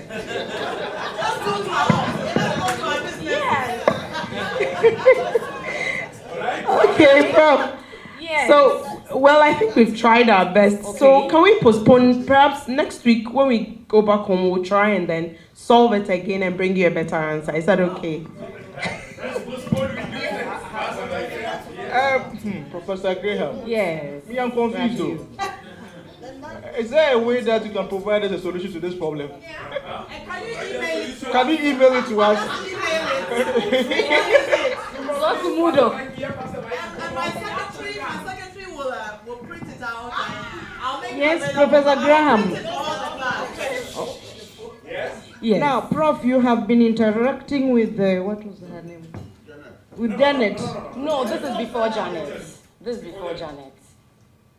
Would you give us a hint of how to go about the answer? Give us a hint. Very well. Okay. Very good. I think we have done justice with Professor Graham. Can we clap for her? I think the point is it going to be easy if you tell them they're wrong? No. All these suggestions coming in, they happen in class. Well, if you have bold, aggressive students, then you want to know whether you have experienced the industry. And they know you don't, isn't it? Good. Then if you have kind one, they'll tell you, can you please give us the answer so that next time we are not wrong? Isn't it? The others are giving us time, we do it. If you allow, then the next meeting, the only thing you do is this case. So this case will take 2 weeks. And that means it reduces the time you have work. I don't think there's a perfect answer. Because you notice, like somebody said, I think you mentioned at the beginning, or the other one mentioned at the beginning, the problem is she failed in the 1 hour 10 minutes in doing the right thing. What should she have done within that time to correct the situation? Tell me now. Watch. Excuse me. Yeah, no, not within the 10 minutes. Before then, so that she does not get to the situation of a crisis of 10 minutes towards the end and they have not done it. What should we have done before? Well, excuse me. I think a lecturer listening to students giving incorrect answers and not making comment is the reason why he wasted so much time. Okay, so she should have made comments. Yes, you can say that's not the answer I'm expecting. Okay, that's not the answer I'm expecting. Okay. Keep going. What you have done? When you gave us how to prepare to teach with the case, one of the things was to come to class with questions that will guide the students to learn. If he had those questions, as the answers were going in the right directions, he would have used those questions to bring them back. The second one is a bad time manager. Time management, because you need to know how much time there should be for each of the questions and each of the activities. What else should have been done? Yes, please. Recognizing that these are managers. Recognizing the managers? And they may not have enough time on their hands to read the materials. There's a greater chance that they wouldn't read the material at all. So ideally, there should have been some preamble or questions. May not be the same questions you may ask in class though, but at least in the area of concern for you, so that they will all have the chance to integrate the information they have from the material in the class discussions. In other words, you're saying you prepare the students to prepare for the class. Don't just assume they will prepare. And one thing you do, you have given them the case to do. They ought to have activities to do with the case. And you need to do a pre-class assessment to confirm that has been done. For example, they submit their answer to the questions you have given so that they are well prepared. And there are consequences of submitting and not submitting. Very good. Yes. So he did not prepare for the class. He did prepare for the class. Yes. That's what Bottom line. All this put together. Anything else he should have done Yes. to avoid this kind of practice? Yes, I think he forgot his role forgot his role as a facilitator for the class. And that's why he will sit down and then watch them to waste the time. Yeah. He forgot His role as facilitator. His role is to facilitate the process of learning and therefore create activities that will cause learning to happen. Anything else? Yes, as a professional teacher, we have something we call previous knowledge. So what did the professor teach before he came to class that day? So when he came to class, he could have asked, maybe gone over what we learned the previous day and then zoom into the current one. Again, when you are ending your lecture, you have to prompt students as to what will be done the next week when we come. And the professor didn't do all those. Thank you.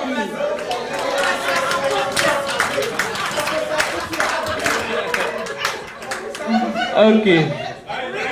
Hello. These things they say very important. For example, this course is quantitative. Quantitative courses are intimidating, and therefore you need to give students a easy landing space. One way of doing that is to give them reference where they can learn what is related to what they are doing, or connect with what you taught them before. And better still, if that doesn't enough, you can give them a technical note that can guide them on what is expected in what you're doing here. All this is part of pre-class activities, extractive prior knowledge. And I think that from what Professor Abdul Karim said, that the first answer, second, third answers were wrong. You then give them a hint towards the answer you are looking for. That would have helped. Okay. Right. The professor has spoken, but I still want to put something to her. You see, when you are presenting cases as part of your teaching, it should be relevant and related to the students you are teaching. These are business people who have practical knowledge. But let's go to paragraph 2. Individually and jointly entirely miss the point of the case. Once you miss, I've been using case studies in HR and facilitation. Once you miss the crux of the, you are getting everything wrong. So for you to present a case and 79 people are not getting it, is either ambiguous or very, very, irrelevant. Yeah. Yes. Very good. Keep going. Thank you very much. I also think, since you're speaking about discussion, there was a voice that was completely ignored. Which one? And that's the voice that knew the answer. Inability to recognize that for running the class for 1 hour, 10 minutes, that tells me a very careless. Take us slowly. Take us slowly. Please let's reflect on that. All these people you fought are wrong, 80 of them. At least one of them was not wrong. At least from the way we see it, isn't it? This person has been ignored all this time. Well, the answer is not yet. In other words, there's a question of engagement, of participation. Now, slowly, what do you do with timid people? Do you ignore them? Do you leave them alone? Throw them out of their shell. Slowly, can you put that louder? What do you do with them? You draw them out of their shell. If you know they have the quality required to answer, sometimes it can be intimidating. If you know somebody cannot answer a question and you keep calling that person, it's embarrassing. It's embarrassing? So that is a question of how you do it. It's not whether you do it, it's a question of how you do it. Now the attendance has proven herself to be good. Next time, when the rest of the class are having fun, Please, let's reflect on this because it's very important. Now that she has proven herself, next time others are having fun, I'll say, Janet, now you help us out. now slowly there. Should we wait until they prove themselves in class? Or should we have done an analysis of their background? Slowly there. Is it important to know the background and the diverse background of the students in class? It is from participation in the classroom. Yes. There are no distractions. Not before. Not before. Let's reflect on this because it's very important we get to the same page. Is it important to know the background of your students? If you know the background of your students, what do you use or how do you use that background? And somebody is saying, if they are 80, what do you do with that? Please reflect on that as well. Admission is equalizer. Nobody is supposed to be in a class without his prerequisites. Can I give you the mic so that everybody can hear? I'm saying admission process is the equalizer. If somebody sits in my class, I believe the person belongs here properly, qualifyingly. So when I'm talking to an average number of students that I'm hoping will comprehend. But see, it doesn't take time before you know the smart ones in the class. By the way they respond to your question. Can I hear the opinion of other people? Admission is because please notice the question I'm asking. Is it important to know the background of the student and how do you use that background? So admissions, yes, can be an equalizer, all right. But students have different skills, right? Some are orators, others are very reserved, and these are the soft skills. These ones don't show up in admissions. Now, the only way you can actually see these is when you engage students. How do you engage them? In week 1 or prior to the week 1, you give them some exercises to do before class starts. At the beginning of the class, you engage them in some discussions. It could be trivial discussions. That's the whole idea. Get them out of their shells. How do you break the shell? Give them questions that are very trivial in the beginning. And then that will draw those who are often very timid out of their shells. And then you can proceed with other things that could get them in there. To know these things. Can we also look at something else about the background of Janet? Because we haven't discussed about Janet. Yes. And I'll give you the mic. Please remember what you want to say there. Let's characterize Janet. We want to mention one thing about her. Timmy, what else about her? She's young. What else? Female. What else? Inexperienced. What else? Talented in what? Which academics? Quantitative. She has a good background in quantitative. A graduate of technology institution, isn't it? Good. So let's not just look at timidness. There are so many issues about her background. Pass the mic to him. What do you do with this background? Yes, he has explained something. What else? I thought you wanted to say something. No, it was about thesis. Okay, very good. has an idea? To me, I would think that that background, you may not know the background of every student. And I was giving you an example of if you have 800, you might know maybe first class, everybody introducing themselves and their background. But now you will not be able to realize that this one has that background and then allow them to attempt the answer. So to me, I would actually make an effort to involve as many as possible, not just that one Janet. Okay. I would make sure that... Yeah, as many as possible. Yes. Please, let's also note, 800 students is not the best of class. Let's go ahead. Okay, I think coming from the model that we had last, the gender, mainstreaming gender in curriculum, we should, I mean, the background of this, I mean, the academic background of the student, that's aside, but we should also be, I mean, we should also note that we have diverse students in the class. We have the slow learner.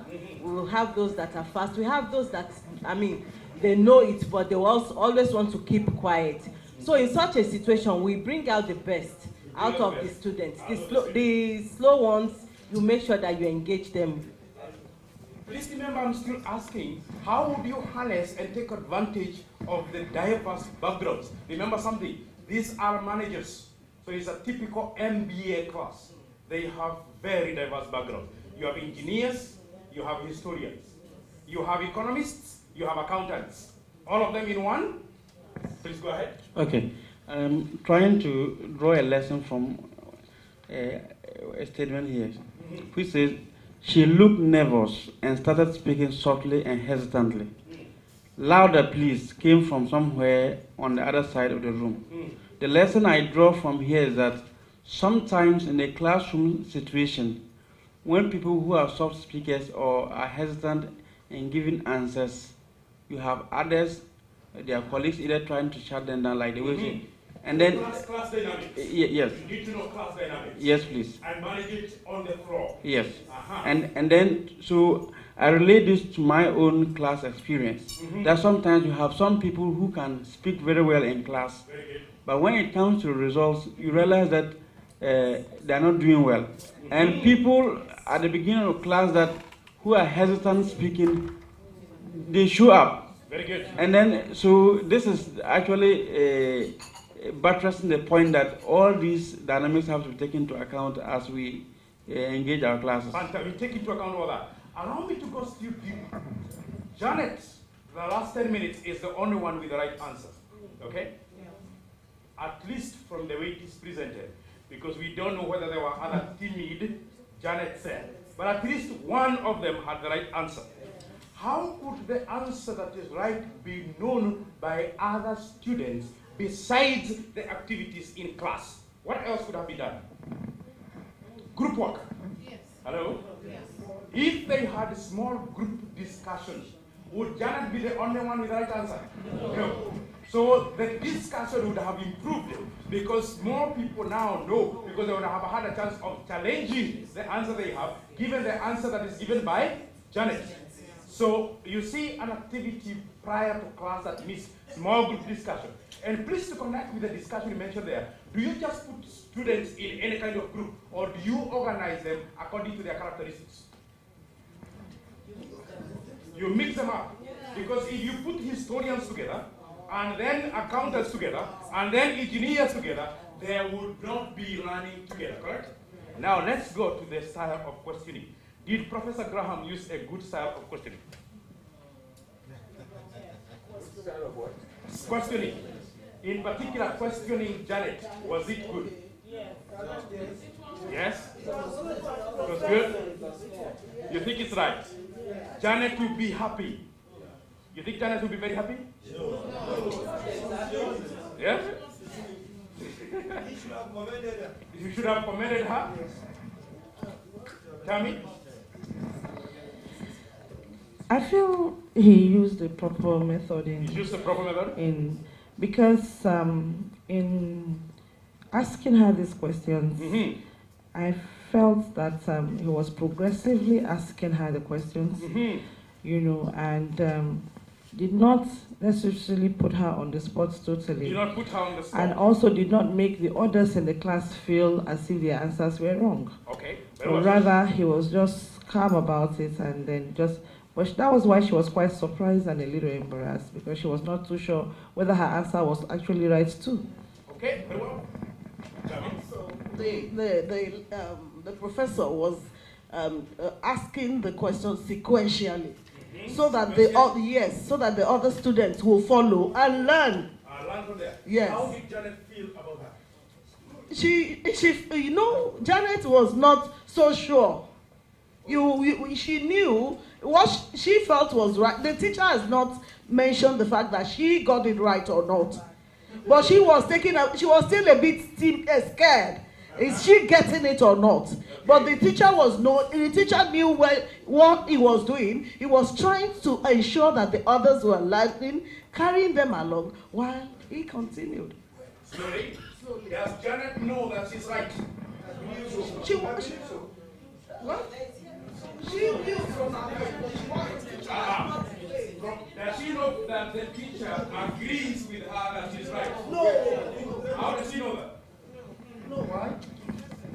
There is an adage in Yoruba that says, Orakoko lon sowo ekeji, something like that. Now, the questions were progressively, the sequence of questions tells you whether you are in the right direction or wrong direction. The way the questions were, the way the questions were coming at her was what was emboldening her to tell her more and more what she did to get it right at home. Alright? Allow me to look at the last part. Slowly, and I'll come back to that. The last part. The students are now gathered around Janet where the class ends. What do you think they are doing with Janet? Because the lecturer engaged her and... What are they doing with her? They are consulting her. Keep going. What are they doing with her? They believe she's right. They believe she's right. Keep going. What are they doing with her? I didn't know how she got that. Yes? I'm not sure that everybody who has gone to Janet necessarily believes her answer is correct, because they don't know. So it might well be that they've gone there to argue with her again. They could have gone there to argue with her. Discuss it with her. Please pass the mic this side. Somebody. Look. Well, the paragraph before the last one. Tell me. It says, well. Just looked around. I said, and then let me go down a little. He said there would have been no chance to take further comments from the class. There was no chance to take further comments because time is up. And anyway, it might be more salutary, which means that they are probably going to just salute her. Wait a minute. Yes. But are you certain they are going to salute her? I don't know. You don't know. And therefore the question, would it be good for Professor Graham to pass by that small group and find out what is happening? No. No? Yes?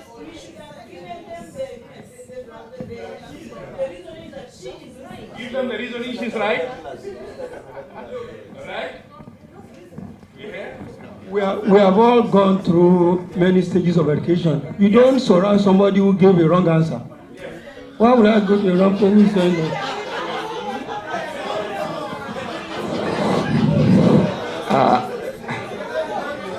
Maybe one comment and then we look at somebody. Please go ahead. Okay, I thought you are asking whether the professor should have stopped. Yes. I believe he should have stopped. Because in all that we've read, he didn't say, well done, Janet. Nor did he even condemn it. And so it leaves the students with a cloud of confusion. So, yes. So on his way out, he saw the students gathered around Janet. He should have just peeped to listen to what they were saying and to clarify on certain things before going out, even though there was no time. Yes. We have a number of things to look at, and I'm sure you're going to reflect on this over and over again. I want you to show me by show of hands. How many believe that Janet in the next class will be very active in participation? By show of hands. Janet will be very active in participation in the next class. Very good, very active. How many believe no? From this experience, Janet will not participate that much. All right? Very well. Let me look at something. I want to show you something. It's okay. Allow me to stop time. I'll bring you. You'll be the one to answer this as I bring it. Here we go. Let's note something. Professor Graham was frustrated because time is running out and people are not getting it right. Correct? But Janet comes in. Notice how Janet does it. The hand is up. She looked nervous and started speaking softly and hesitantly. Let me ask you, who does that in a class? First, where was she seated? At the back. Good. Has she spoken? No. So she started to speak very softly and she's hesitating. What kind of student is that? Timid. Is it important to know that kind of student? What do you need to do with such kind of a student? Encourage them. Make them stronger. Good. Now notice what happens when she speaks. Louder, please. Who did that? Somebody in the class who, first of all, if you notice, is looking down upon Janet. Because first, she's too timid, and they already know she has no experience. That is like a class bully, isn't it? Good. Now, notice, Janet stopped and started again in a stronger voice. I am sorry. Stop there. What's she doing? Apologizing for what? Two things. Two things. One, that you didn't hear me. But two, apologizing for what I'm going to do to you. Please notice. Notice what she does after that. She says, but, a qualification. But, according to my analysis, stop there. That is to show you, don't joke with me. I know what I am saying. Although I look timid, don't underrate me. She has not yet given the answer. As yet. She is first creating her space. You know, even a dog that is very fearful, if you push it to the corner, it will be the most fierce animal you have ever seen. Now, what does she do after that? The class recommendation simply does not answer the company's problem. Stop there. What has he done now? Each one of you are wrong, and I am even apologetic to be in class with you.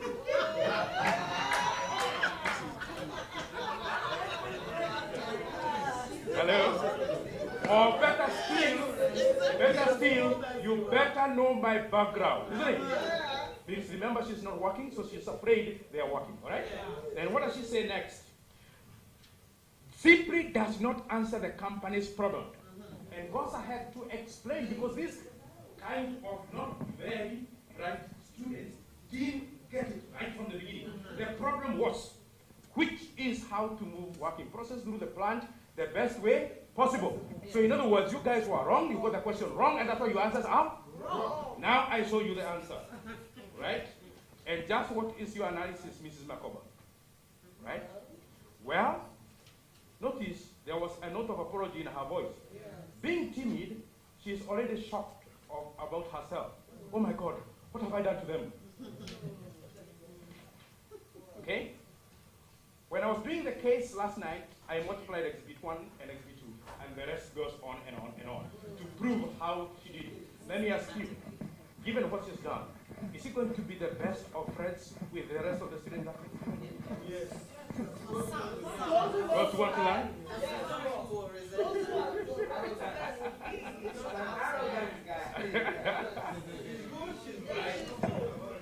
So, let's see what happens next. This class 1. Class 1.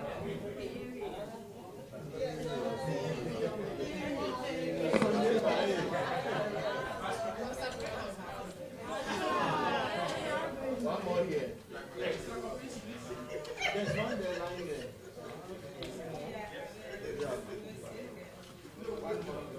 Oh. Two more. Here.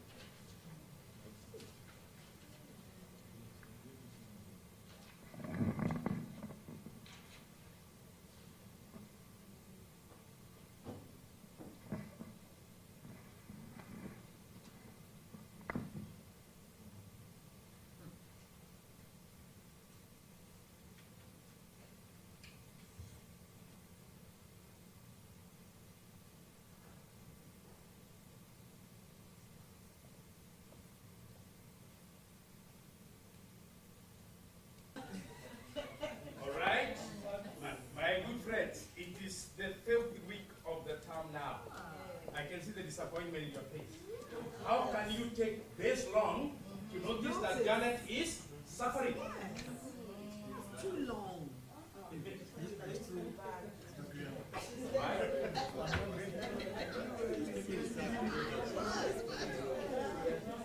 I wouldn't take that long.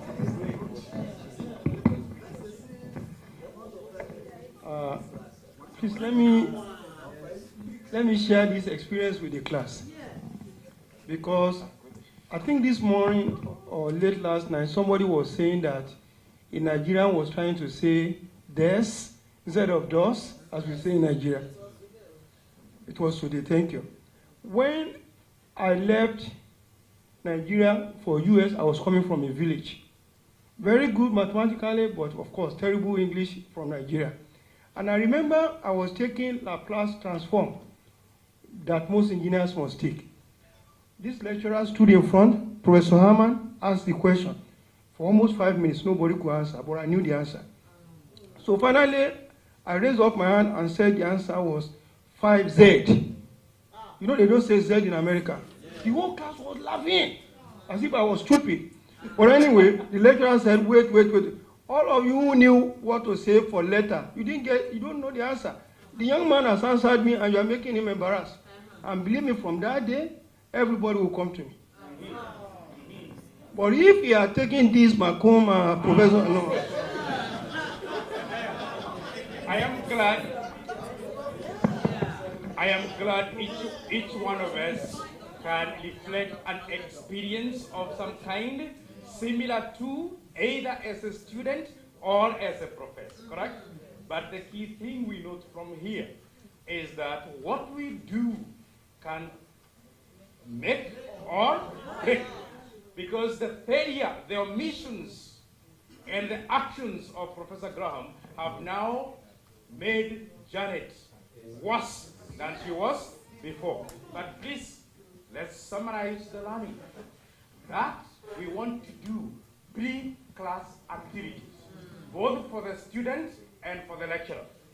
And the lecturer is at a higher level because you plan yours and also you plan the student activities. But you plan them in a way they fulfill an objective. It's not just giving them activity.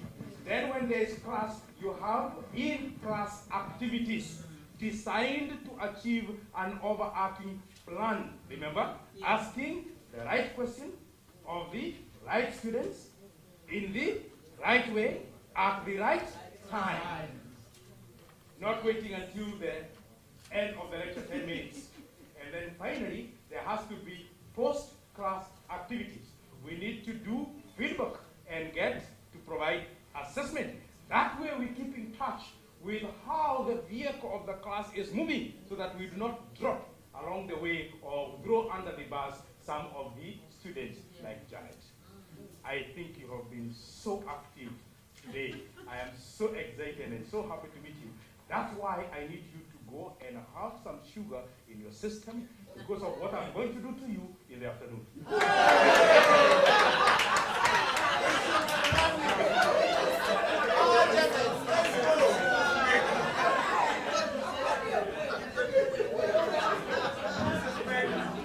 All right, please be back exactly at 2 p.m. and we are going to do the case of FGM. Right, FGM.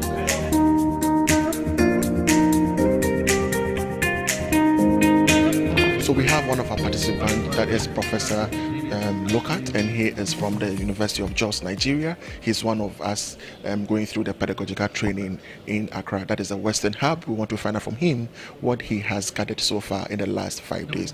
Welcome to AU Television, Prof. Thank you.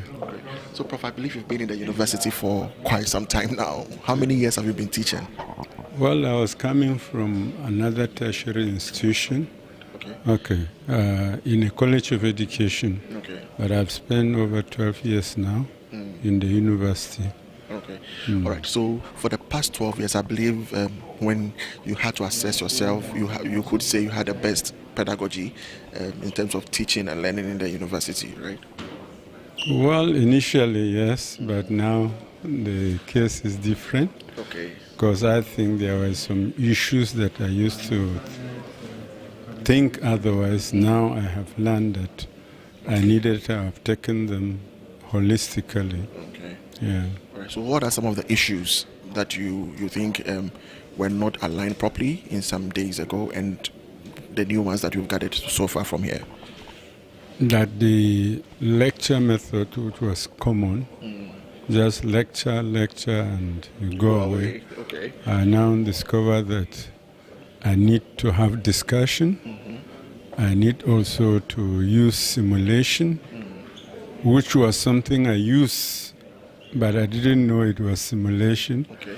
By the use of films and other technological gadgets to pass on information. Now I think, and I'm sure, when I get back, I will use more of it to get my students like the subject they are being taught, and to also appreciate and to apply it, because I teach methodology in curriculum for my higher degree students. So I discovered that practical exercise could be done, which will leave a lot of mark on the students, and thereafter, as they go out to teach, they can apply it. Okay. So what is your general impression of the pedagogical leadership, and what do you think will be the significant change in African universities? Well, I believe that if it is used effectively, and those of us that are being trained, there will be a radical transformation, because the utility of learning lies in the practice. Like one of my Karl Marx, teaching history is practice, and if you don't practice what you know, then it stays in the abstract. But if you practice it, like what changes do you want to see from the history of Nkrumah, Zik, and the rest of them, you now internalize it and use it for the development of society. That is actually the essence of learning. I think that should be it. All right. Thank you so much for speaking to us on AU Television. We'll come back to you and find out more of the innovative things that you are doing in the University of Jos. Thank you. We just finished speaking to Professor John Lockhart, and he has been teaching at the university for 12 years. And today he tells us that he's going back to his classroom and then implement some of the innovative things that he has picked up from this training. Just keep watching our interview sessions. This is still Pedal.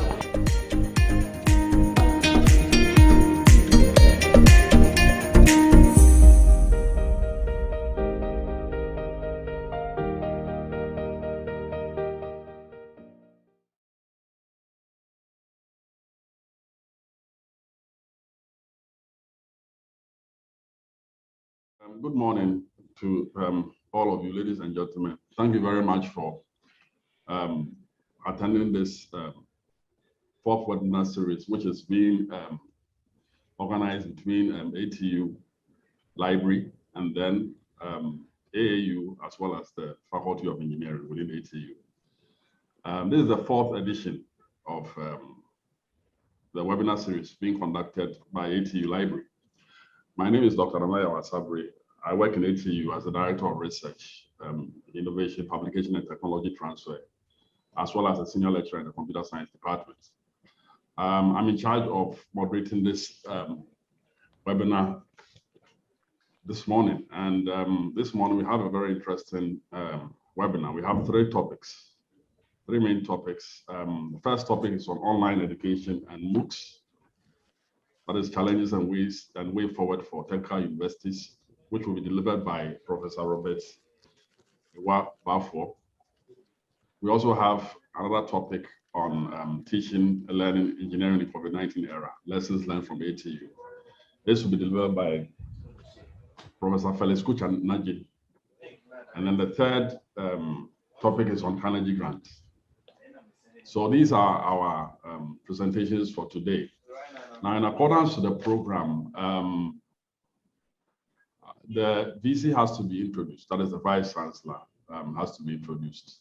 Okay, so on the program, what we have, what has to be done now is to introduce the Vice Chancellor, that is the Vice Chancellor of ATU, Accra Technical University, and then the speakers. As mentioned earlier, we have 3 speakers. So we have Professor Felix Kuchinaji as a speaker. We also have Professor Robert Iwabafo from the who is a Carnegie Fellow with ATU, and he's also a professor of practice and in the University of Georgia. And then we have Professor Amavi Akrakwobi also as another speaker. So I'm going to introduce them one by one by reading a short profile of all of them. And then after their introductions, then the next on the program is the VC will have to provide a welcome address. So I'll introduce our Vice Chancellor first. Professor Samoni Odai is a full professor of hydraulics and water resources and is currently the Vice Chancellor of Accra Technical University. He's a Commonwealth Academic Fellow, a recipient of the National Best Research Scientist Gold Award for Water, Environment, and Sanitation. He obtained his MSc and PhD degrees in the Tokyo University of Agriculture and Technology. Professor Odai has been inducted as a fellow into the Ghana Academy of Arts and Science. He was awarded the Best Research Scientist at the first Ghana Research Science Congress under the theme Water, Sanitation, and Environment, Securing Our Future Through Science. He has many publications in reputable international journals and conference proceedings to his credit, and has supervised many master's degree and PhD students. So that is the profile of our Vice Chancellor. Next on the list to be introduced is Professor Robert Iwabafo. So Dr. Bafo is currently a professor at the College of Engineering at the University of Georgia, Athens, USA. He has a PhD in civil engineering from Georgia Institute of Technology with a double minor in geographical information system and statistics. He has 2 master's degrees, one from Iowa State University in civil geomatics engineering, and the second from Georgia Tech in civil, that is transportation engineering. Dr. Bafo has a bachelor's degree in geomatics engineering from Kwame Nkrumah University of Science and Technology in Ghana. His teaching covers a wide range in civil and geomatics engineering disciplines. He has taught in several universities, including Iowa State University, Georgia Tech, Bradley University, Clark Atlanta University, Gainesville State College, Southern Polytechnic State University, and the Ghana Technology University College in Ghana. Courses taught in the past include engineering, economics, engineering graphics, computer applications in civil engineering, transportation engineering, transportation design, transportation planning, geographical information system, global positioning system, engineering survey, research method and statistics, and fundamentals of engineering and spatial data collection and analysis. Dr. Bafo has experience in university leadership and administration. He is very familiar with such activities as curriculum development, institutional and program accreditation or reaccreditation, higher education quality assurance processes. He is very experienced in transitional education, that is TNE. Dr. Bafo has received grants from several agencies, including the NSF, DOD, DOE, FHWA, and the World Bank. In the last 5 years, Dr. Bafo has received over $2 million from various research projects. He has supervised over 40 postgraduate theses in the last 5 years. So that is the profile of Professor Robert Iwabafo. Then Professor Felix Kuchinazi is an associate professor in the Department of Mechanical Engineering and is the current dean of the Faculty of Engineering in Accra Technical University. He holds master's and PhD degrees in the areas of biosystems engineering. And then finally, Professor Amavi Akrakwobi is an associate professor in the Department of Electronic Engineering and is the current pro-vice chancellor in Accra Technical University. He holds MSc or master's degrees and PhDs in the areas of electronic engineering, computer engineering, and energy systems engineering. So, ladies and gentlemen, These are our speakers. They have been introduced. Our Vice Chancellor too has been introduced. On the program, I have to invite our Vice Chancellor to give a welcome address. So I humbly invite our Vice Chancellor to give a welcome address before we proceed on to the first speaker, the next speaker, and the next, so that they can also deliver their presentations. Thank you very much. Hello. Hello. Good morning. Good morning, Prof. As you can see, we are currently in a board meeting. So, I'll hand over to you to welcome us, and then we'll say a few words. Then we'll proceed with the other job of the university. We know you're also doing one, so over to you.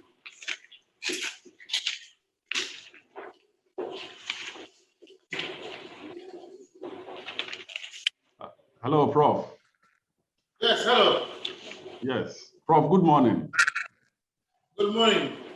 Yes, I've already introduced you to the participants of the program. I've done an introduction already. So on the program, you have to give us a short welcome address so that you can also proceed with your meeting. Thank you very much, Dr. Nanaya Sabri, our Director for Research, Innovation, and Technology Transfer. I hope you can hear me from there. Yes, Prof, we can hear you. Currently, we are at a meeting, a subcommittee of the University Council on appointments. And we are very happy to be with you this morning. We want to also welcome Professor Bafo from Georgia Tech, University of Georgia. Let me say that, Professor, if we can see away from you, Professor Bafo. Yes, I can see you. I can hear you. As I was sitting here, very good. I called a friend from Tokyo. I called him like 30 minutes ago. Ongunajima, right? He couldn't pick. Okay.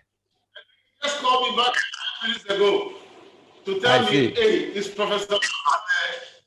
And I said, yeah, he's sitting right here. We are having a conference. So it's interesting that the world is here. I just want to get back to mention your name. So I'm very glad that we have this.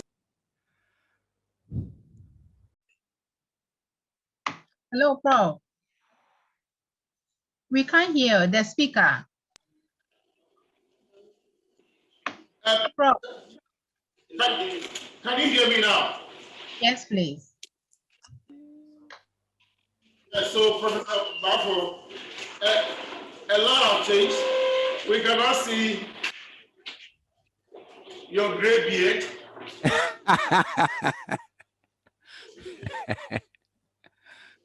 Yes.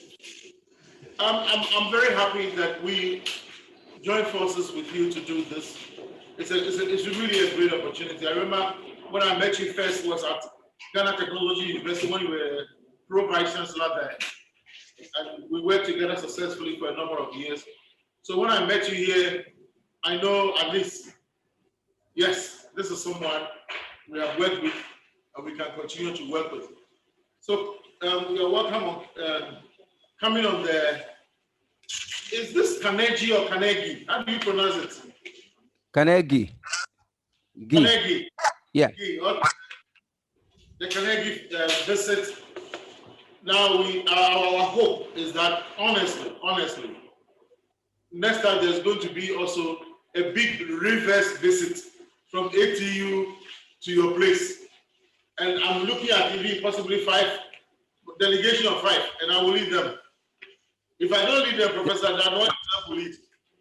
So as we discuss and go through the conference today, I wish you very well, and I know you bring a lot of ideas together with your host, Professor Amebi Akakovi, and then we look forward to working stronger and also giving our colleagues some COVID-free visit to the University of Georgia. So once again, we are happy to have you, and all participants, we welcome you to this forum, and we are very confident that you will really enjoy this 2-hour program. We wish you very well. This morning, as I said, we are here with some of the senior university management in this board meeting, and please, I want us to just give them a wave.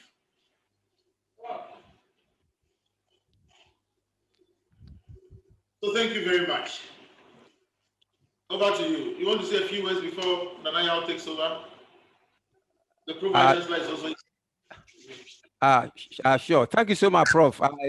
I think I'll first say that whenever you are ready to visit the University of Georgia, kindly let me know. I'll work with my dean and the administrative group there so that we can get you there. I really want you to come for a team so that we can, for me, the purpose of this visit is to find a way to make ATU the leading AT education in the country. And that has been my vision for the past 10 years. And I really want to make it happen. I've already had several discussions with my colleagues back in the United States. And I think the opportunity is there. We just have to make it happen. So whenever you're ready, let me know. We will send you all what you need to be able to come and visit. Not only University of Georgia, I also went to Georgia Tech. That is why I got my PhD. So, Georgia Tech does all kinds of innovative things. And I would love to also take you there, in addition to visiting a few other universities in the US. So again, thank you for the opportunity to work with ATU. Hopefully at the end of this visit, you'll be able to craft something significant that will change the way we do business in Ghana and hopefully help the system move forward at least an inch. Thank again. So we will link up. I'm sure I'm seeing you before you leave today. I'll be in your office. Yeah, I'll be here. Yeah, I'll be here. I'll see you. Okay. Okay, so that was Mrs. Welcome address. We are done with that. So now we move on to the next item, which involves the first speaker, that is Professor Robert Iwabafo, to give us his presentation on the topic online education and MOOCs, challenges and way forward for technical universities. Prof, please go ahead.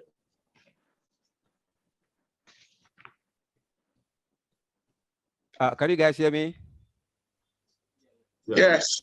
Yes. Okay. And please pardon my language. At times I get confused with the American jargon. So yeah, if I use some of the terminologies, I'm not, just being yeah. So this is what I mean. Can you see my screen very well? Please, we can see. Yes. Okay. We can see. Yeah. So just before I go through this, and I'm happy I put this together because my plan was to just talk about the experiences and MOOCs and also some of the projects we want to do here at ATU and of course in Ghana.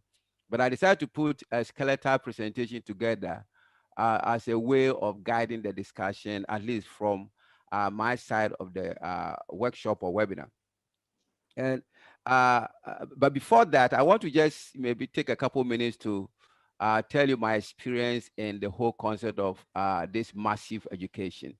I think from the introduction, you probably noticed that I was here for close to about 7 years as the vice president of Ghana Technology University College. We used to call it then. Now it's a government institution. At the time, it wasn't. It was a private institution owned by Vodafone. But now, I think the name is Ghana Communication Technology University or something like that.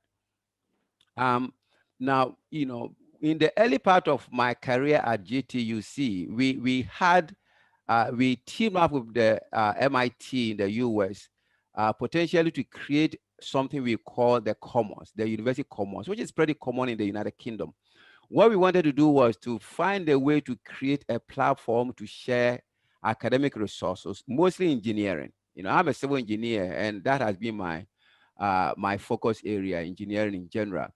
And so I remember meeting all the rectors of the polytechnics at Sunyane, maybe 2010, 2011, to talk about how we can make this happen. And this was going to be across the West African sub-region.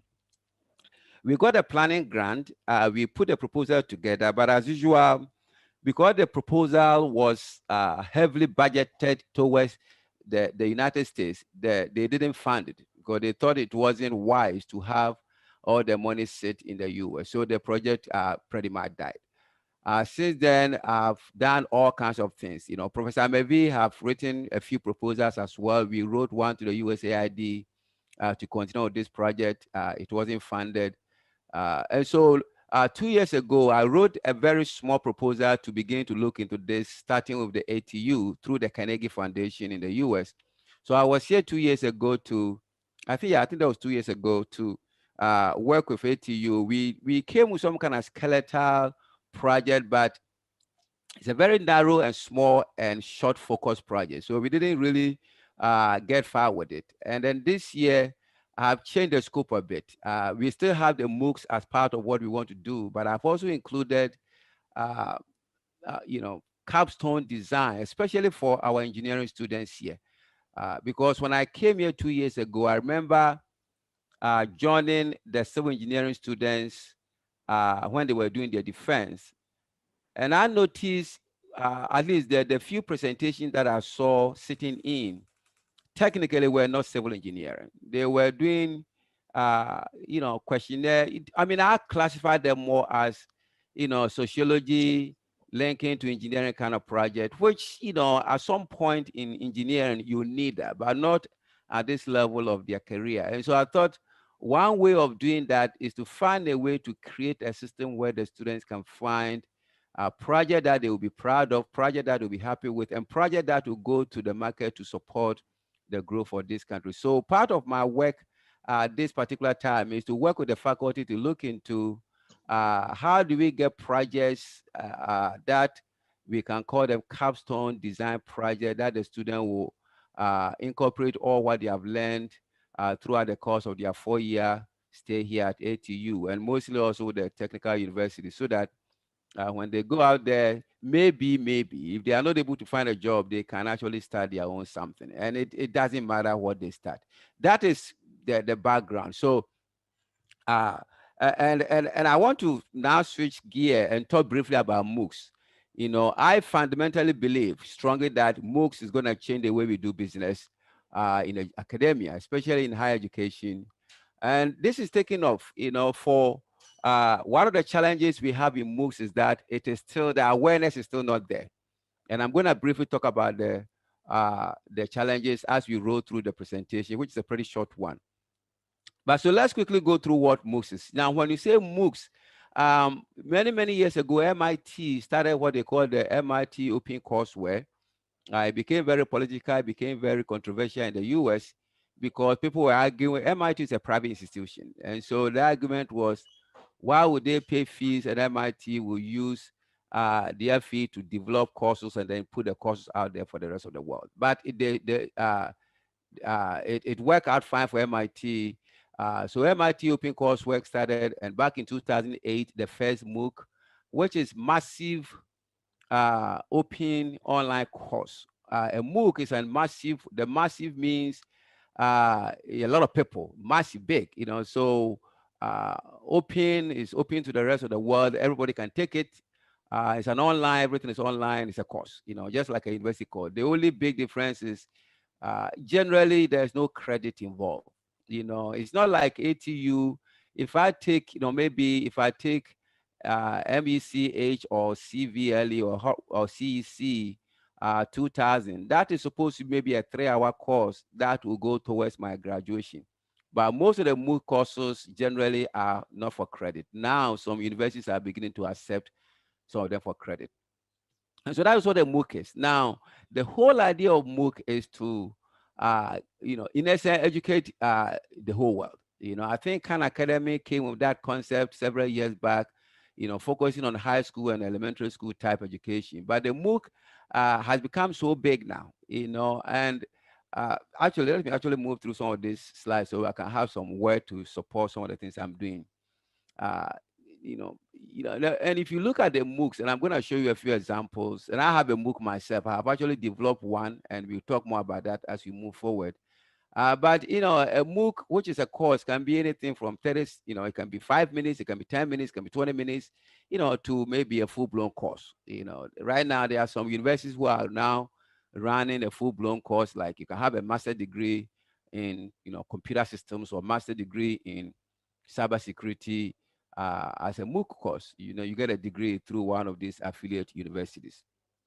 One of the advantages of that is they want this to be an affordable program. So generally, most of the MOOCs out there are free, and that is what I really want to be able to promote, that if our students here who are struggling with not having the right lecturer to teach them, not having the right resources, textbooks, if they can have access to such systems, then they should be able to self-educate in a way.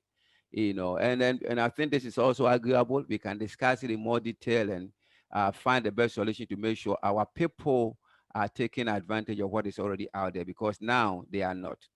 And then the MOOCs, like I said earlier on, are not necessarily for credit, because you can actually do that for career development. If you're a lecturer and you are not so 100% familiar with the course that you're going to teach, a MOOC is there. You can go out there, take the course yourself, revise it. If you have not taught that course in many years, you take a MOOC, you go there, and that helps you also understand some of the things that do. So there are several advantages when it comes to MOOC, but the underlying concept is to make education free for all pretty much, and also accessible to all, no matter where you are.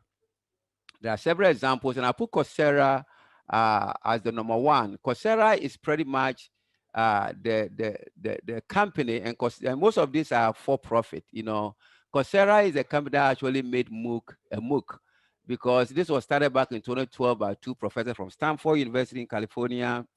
They put their courses online, and as we speak now, Coursera has, I don't know, maybe 70. I think they have 77 million students right now. 77 million, with an M.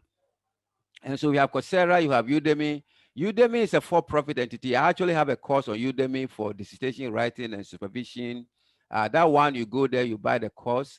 Some of the courses can range from $10 to $20 to $100. For those who are doing IT certification, you have millions and millions of opportunities to go there and learn. So there are all kinds of opportunities when it comes to MOOCs. edX, is also a combination of some of the MIT programs, and Harvard X. Allison is there.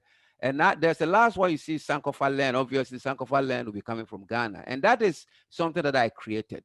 It is brand new, and I would like to partner with as many people in Africa as you want to make it, African-wide, potentially free for Africans. And if you have a course you want to put there and sell, that is also fine. So right now, most of the work that you see there is something that I and a small group that I have are put together. So it's still in the skeletal stage, but as we go and talk about the challenges, you see that we need to create our own MOOC. If you think MOOC is going to be a game changer on the continent, we cannot depend on the Western world to create a MOOC, because I'm going to share with you some of the challenges that we have as well. I'm assuming the webinar is set that after my presentation, we're going to have time to ask questions. So if you have any question, you're welcome to write it down. And then after that, we can spend some time and discuss it in more detail. These are some of the key challenges that you find in MOOCs. Generally, MOOCs are not, for instance, if you really want to find any MOOC developed in Africa, you probably won't find money. If you want to find a MOOC in Ghana, you probably will not find money. If you want to find a MOOC teaching tree, you won't find maybe nothing, any. So that means we're going to have issues with language barriers. I've been involved in several MOOC presentations, and the Chinese are struggling with MOOCs because most of the MOOCs are in English. And so they have to find a way to translate it. And in China, you can't do this jet translation. Some of them you cannot even use them because access is blocked. And so those are some of the language barrier is one of the key. Contextualization. I mean the content. If I'm teaching my course at the University of Georgia, The examples that I will use, I can't use typical Ghana examples. I can't use Kofi or Amma as the person holding the key, but I have to use Jason or Millicent or Abigail or whatever name will make sense to them. And so when they bring the same thing back to us here on the continent, most of them do not make sense because we can't really see them. We can't contextualize it. And therefore, it's one of the issues that we have. And that is why at some point, we as a group of people need to find a way to provide local content to support whatever we do. Of course, we all know the technology infrastructure is probably the biggest. You see the challenges we go through to, play video games or play video from YouTube and stuff like that.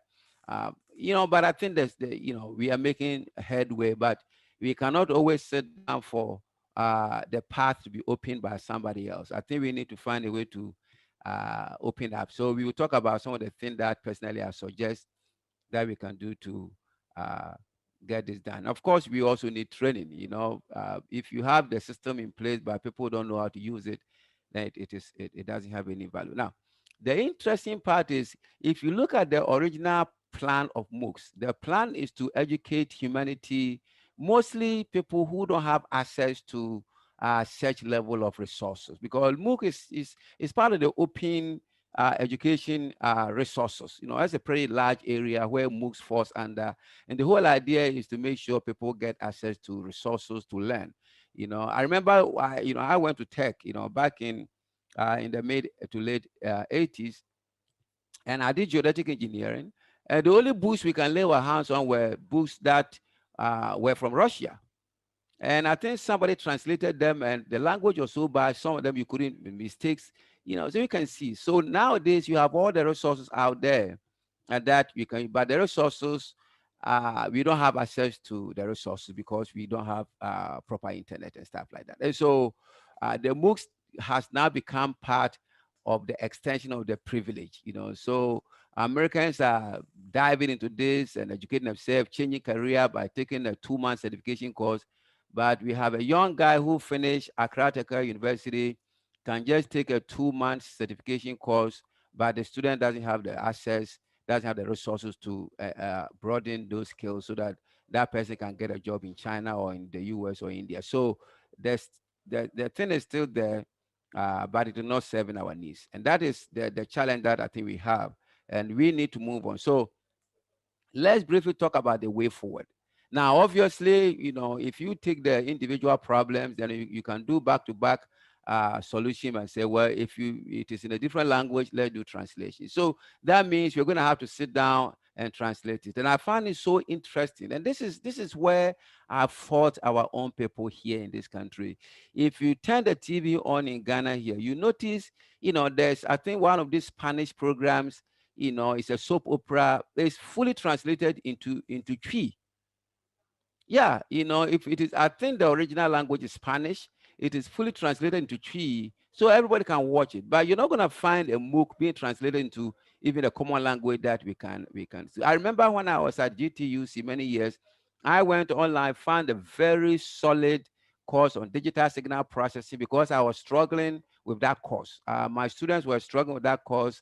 I think the lecturers were not that strong, so the students were not doing well. So I went out there and found a DSP from a retired professor emeritus in one of the IITs in India, brought it to the student. It made some change, but the accent of that particular professor was also heavy that some of the student couldn't understand. So we need to look into some of these things. How do you translate existing MOOC that is good, but need to be polished a bit, and so those are some of the ways that we can do to get things done. Of course, we need to also find a way to change the content a bit. If the examples is using the Mississippi River, then maybe we should use the River Volta here so that people can actually relate to it very well. So doing some augmentation and also content development is one of the possible solutions to make sure MOOCs will be used effectively here in Ghana, especially also through ATU. And of course, I think this is a no-brainer. The investment infrastructure is key. The infrastructure is simply bad. I mean, we need to find a way to do. And so that is where I come in and say, look, we need to find a solution. We cannot depend on Vodafone. We cannot depend on Ghana government. We cannot depend on, MTN to say, "Oh, we need to come with some innovative solutions." If these countries' walls are closed and no chicken is coming from outside the border of the country, we will find a way to get good chicken to eat in this country.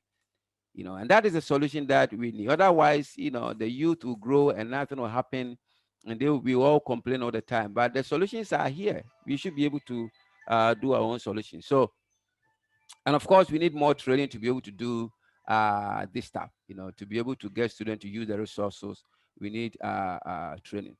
The key is awareness also. It appears if you ask an average ATU student, do you know what Coursera is? I bet the answer will be no. Even when you say, do you know what a MOOC is? They probably say no. And it's not only ATU. If you go to the United States, you're going to find similar one, but I think the skills are different. The proportions are different, and that is what we need to create the awareness. So, and at times professors or lecturers feel unhappy to introduce the student to such things.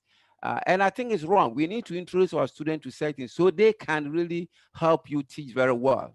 As a lecturer, I think going to online, find a MOOC and review yours, that is one way. Look, when I went to UGA, the first course I thought was MATLAB programming. And I had done programming way back, and they said, well, Dr. Bob, for this course here, involve programming. Initially, I thought it was just a computational aspect using mathematical equations, but it turns out I had to program. So I had to go back to my programming background, which, I took a course in C++ many years back. And then I took a whole course in MOOC. After that, I was like the same guy who used to program many years back. And so for lecturers, it's a solution. Let's use it. Let's create awareness and also use it. Now, my thinking is this, and this is where we're going to end. My thinking is this. We need to create our own MOOCs, instead of sitting down there to expect the white man to create a MOOC or the Chinese to create a MOOC and then translate it. Why don't we create our own MOOCs? And this is what I recommend, especially as an institution like the Accra Technical University. I think we should be able to partner with organizations like COVET to create MOOCs in those small areas. Let's create hands-on MOOCs, because the system of education we still run here, of course, in Ghana and most part of Africa, I think it is dated. And I know some of you disagree with me, and that's okay. That is why we are in academia. I personally don't believe that the kind of engineering we teach in Africa is the kind of engineering we need. I think we need to go beyond that and teach hands-on engineering. I think the technical education is key, so that we can actually go out there and fix our own roadways. We can go out there and fix our own plumbing issues. If you run into any plumbing issues in your house, there's a good chance the plumber who shows up there doesn't have a clue what he or she is doing. But they are the one who did the plumbing. Now I'm having similar situation in my home because you don't have certified plumbers here. So my thinking is, why can't we create our own MOOCs? It can be a 1 hour MOOC of 5, because of the bandwidth issue, we can do 5-minute videos, just like my course. The course I've developed that is on Udemy, also the course you find on Sankofa Learn. Most of them are 7-minute videos, 7 minutes, so that even if the bandwidth is shaky, you may be able to sail through 7 minutes before it start blinking. So my challenge to ATU is this: let us create our own MOOCs.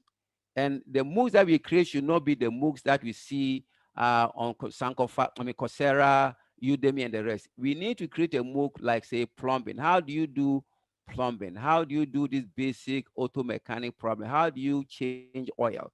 How do you do that? And then the next phase will be to find a way to certify the students who will go through that. And maybe they come here and write an exam, whatever system you develop.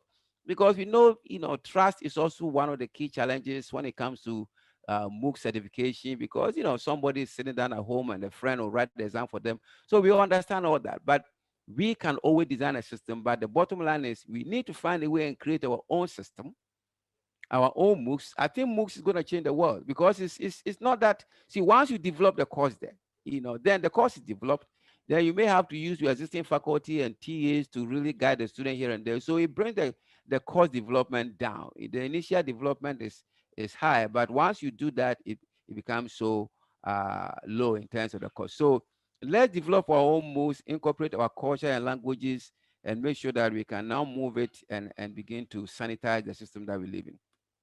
So that's it. So that's the end of my presentation. So my last word is let's go ahead and MOOC. Let's go ahead and start developing our own MOOC so that we can find a way, in some way, to change the system. Thank you all.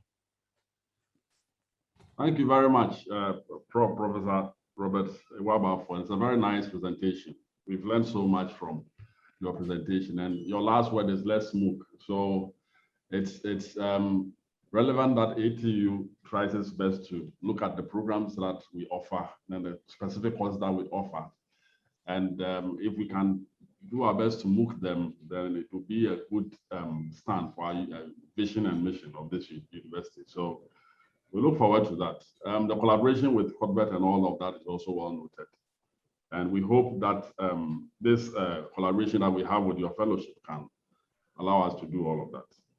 Okay, thank you very much once again. Please, if you have a question, I think it's best you type in the chat after the presenters facilitate their presentations, then we can ask them. I'm going to move on to the next speaker. Our next speaker is Professor Felix Kucha Neji. He's, as I stated earlier, he's the Dean of the Faculty of Engineering, and he's going to be presenting a topic on teaching and learning engineering in the COVID-19 era, lessons learned from ATU. Prof, please go ahead. You are muted, so you have to unmute your mic. Thank you very much, the host. And then, Professor Bafo, you are welcome. It's a very fantastic lecture we had from you. And I think it is something that we have to work on. And also to my audience, I want to say greetings from ATU. It's an opportunity to share with you the lessons that we have learned during the COVID era.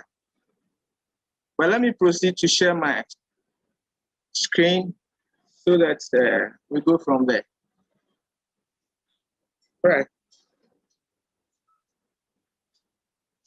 All right, so we want to share with you teaching and learning engineering in the COVID era. Lessons that we have learned from Accra Technical University. And I must say that we're still in the COVID era, and the measures, we are a bit measured and then managing our expectation because we are not out of the wood yet. But we think that measures so far put in place will help us pan out very well. But we pray that everything comes and there is no wave again coming up. Now, as a way of my presentation, we're going to reflect on the teaching, learning of engineering in the pre-COVID era. And then we recount the teaching and learning of engineering in the COVID era. Then we juxtapose, we compare what's happened. And then from there, we draw our lessons and then share our lessons with you on this platform. Please, can you go into the presentation mode? Okay. Okay, so as I was saying, we want to reflect on what happened during the pre-COVID era, and then recount teaching and learning during the COVID era. Then we juxtapose the two together. Then we draw lessons from it as regards the teaching of engineering. Now we want to refresh our mind. So teaching encompasses so many areas. And one is the curriculum planning and phasing, instructional phase, as well as the evaluation, that is assessing the students. So the presentation actually will be on things that we do during the pre-COVID era in teaching engineering, as well as COVID era. And engineering, everyone knows it's technical, and then it's supposed to be practice-oriented. That is a mode that we have to go. Specifically, because we are in the technical university, our mode of teaching and learning should be a bit of skewed towards the competency-based. So now, let's come to the COVID era, the pre-COVID era. The means of instruction that was solely available then was the traditional, the face-to-face. That was the only thing that we're using in ATU. And as you can see in the picture, that is it. You have a lecturer doing lectures with the students on face-to-face basis. Sorry. Then practicals and laboratory workshops was also done by sizing up the students and then conducting them through this kind of face-to-face interactive practical lessons. And it was augmented also with field trips and industrial attachments in order to give them exposure to industrial-related areas. Now, the library materials and facilities were also accessed in person. The students have to go to the library to access this material. There was no online learning management in place during the pre-COVID era. And then of course, there was a dedicated Wi-Fi system, and then LAN. Once you're on campus, you're able to access the internet and use. Then all of a sudden, COVID dropped out on us. That happened in the second semester of the 2019-2020 academic year. And then it was replete with a series of lockdowns. As such, the COVID protocols also came in, the issue of space and spacing. And then what was inevitable was the online or remote teaching now, because if you don't do, everything will come to a stop. So we're actually at a crossroad at the time. And then questions were, how do we go? How do we go from here? So in the COVID era, the implication was that without online learning, we are bound to lose instructional time. And so based on the situation at the time and decisive leadership to do online training, to acquaint ourselves, and that was taken by the ICT team. But another challenge, that was a double tragedy, because there was lockdown at the time, and therefore the only means of teaching or this training is via online, when we already have the situation of having challenges to do with online learning. So that was also a challenge. But this challenge varied among lecturers and students. Some had a knowledge on it, but with time, I think we're able to learn very fast. Then data accessibility and affordability, that is also a main fact. You will realize that with the online teaching, there was a situation where students from maybe the hinterland, the remote areas, because there was lockdown, everybody had to go back home. It was difficult accessing online teaching, learning. So this was evident in teaching. You see students joining, rejoining, and some because of not being able to afford data wherever they are. That was also, and another thing is about the means of accessing these lectures. Some were not having this equipment that they're able to use to access the internet. And that one, though some Androids and some iPhones will have it, but the versions cannot, various versions cannot support some of the apps.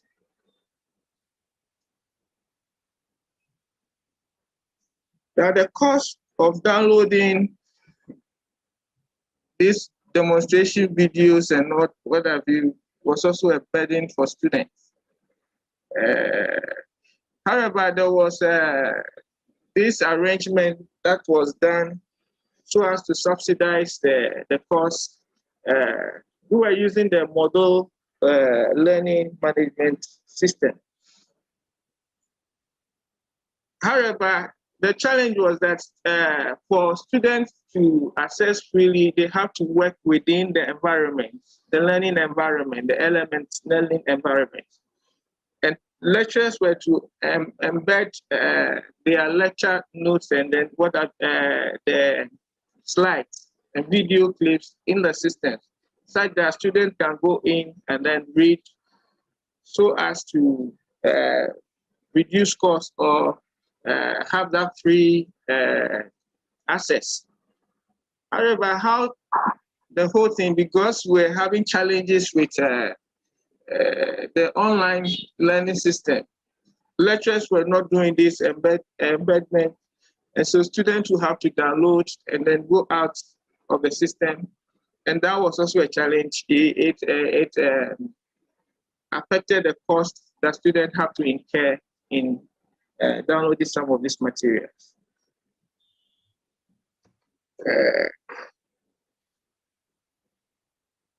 Now, in the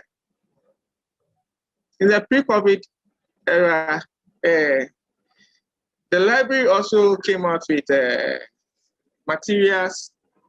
The library came out with materials in the COVID era, online materials and systems that can help students to remotely access lectures. Learning materials. They can place order for books that they need, and then they can get e-resources from wherever they are. I think this was not in place during the pre-COVID era, but I think the library, we have to give kudos to them because they have done a lot of sensitization and then conscientization. And I think that during the COVID era, they were so innovative, and I might applaud them for that.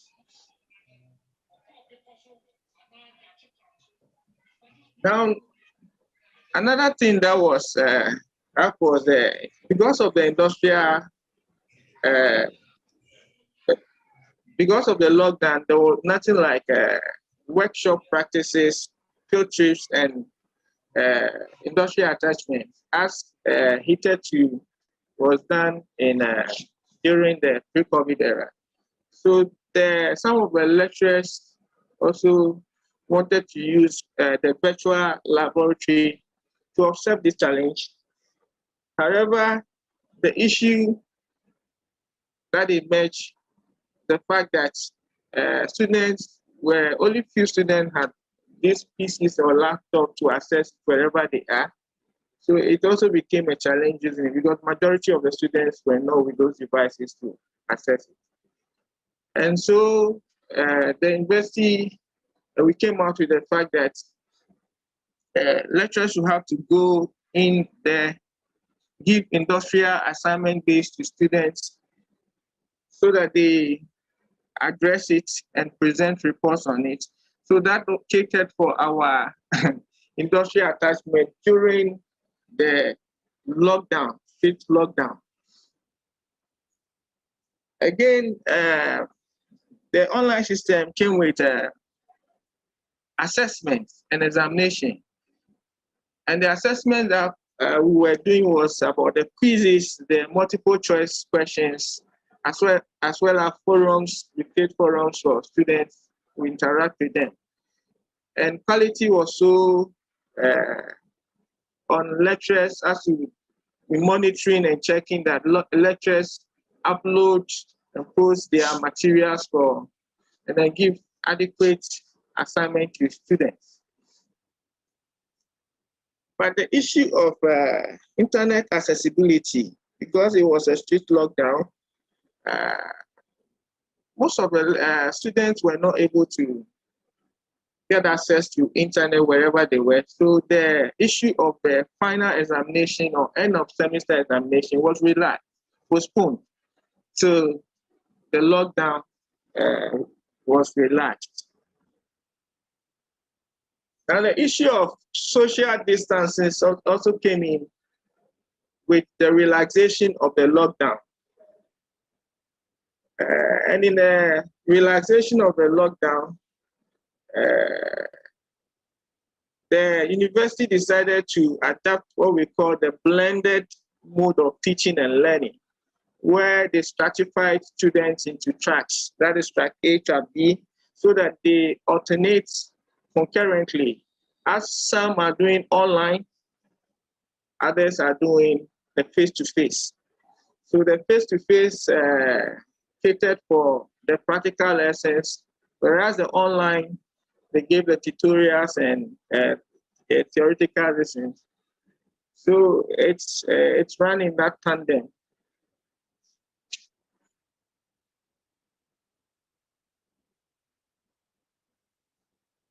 Now let us see, just supposing the two eras together, the pre-COVID and then the COVID era. Now from that, we realize that the blended mode of learning proves reliable for engineering, teaching, and learning. Why am I saying this? Because it afforded the opportunity for the hands-on training, which was conspicuously missing in the online, because we're using the videos, we're using the clips, the demonstrations, but it doesn't give the practical touch to the students. So the blended form, where you allow the students to have the in-face and then do the theory or the others on the online, prove reliable for engineering, teaching, and learning. And also during the lectures, because of the assessing of lectures by students at different areas, there was lots of instructional time. So when they come in for the online, the in-person section, the opportunity to recap what they have missed was available, and it helped a lot to bridge that gap. Now, because we're blending the online and then in-person teaching also, it afforded us the opportunity to explore more on the online, which we were hitherto not experienced. So we are exploring more opportunities to use the online because it's a continuous process and it has come to stay with us.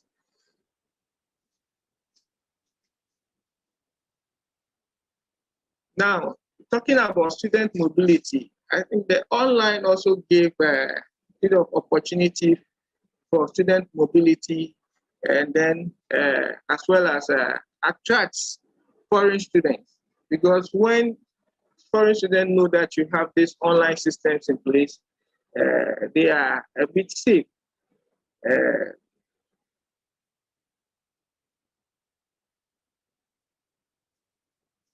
Now, because of the absence of teaching and online learning, without the online learning, sorry, I don't know. Without the online learning, there would have been disaster, because it's the whole, since there was no online learning at the time, had it not been that with the speed with which they put the online or they deploy the online learning, it would have been that there was no way of us teaching teaching. It was actually going to be a stall in the educational system, or we will have to wait till everything is relaxed before we start the listening. So in conclusion, I think we have to embrace what is actually social trending and the best practices, so that we will not be caught unaware. And just as people are making waves with this, the more that Prof. Balfour talked about, I think we have to make sure we also team up and then get involved in the process before something else happens, and then we will be caught in a web again. Learning is a change process, so we have to prepare for change. We have to position ourselves in this thing that we need to know that change would happen and can happen anytime. So we have to prepare for that change. We prepare for that change. The online learning also opens avenues, opportunities for growth and expansion. And I must say, it is during the COVID time that ATU received the highest admission. And I'm sure the online mode of learning cannot be taken out of this whole thing. Now, in terms of the facilities that are available, I think it is good for that collaboration because the in-person sections, the divisions, in order to cater for the students, lecturers have to subdivide students into various groupings in order to cater for them, conduct each group through the practical lessons. And if we are able to liaise with more industries, such that some of these practical lessons, we are able to take some to the industry to do this practical lesson, I think that it would help us show up in that regard. The online teaching of foreign students also, online teaching also facilitates foreign student attraction.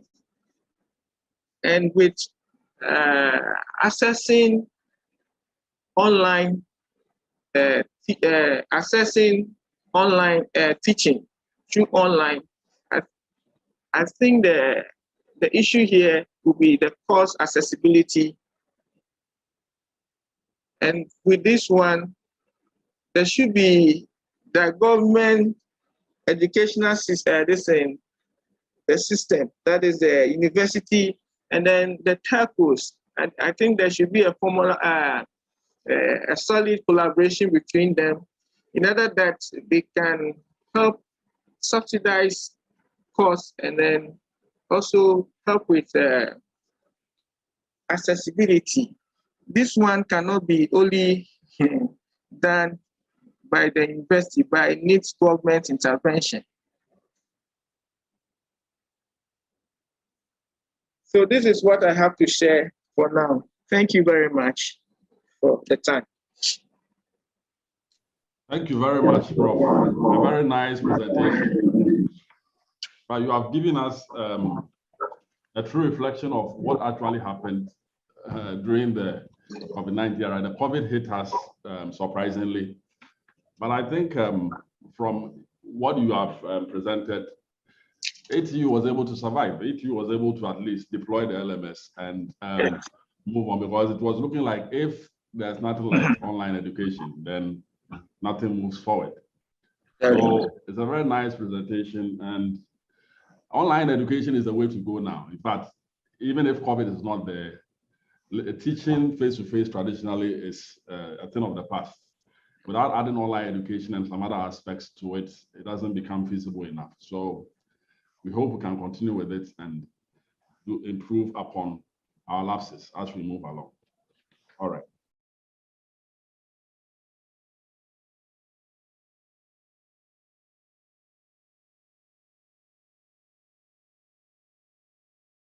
Greetings once again.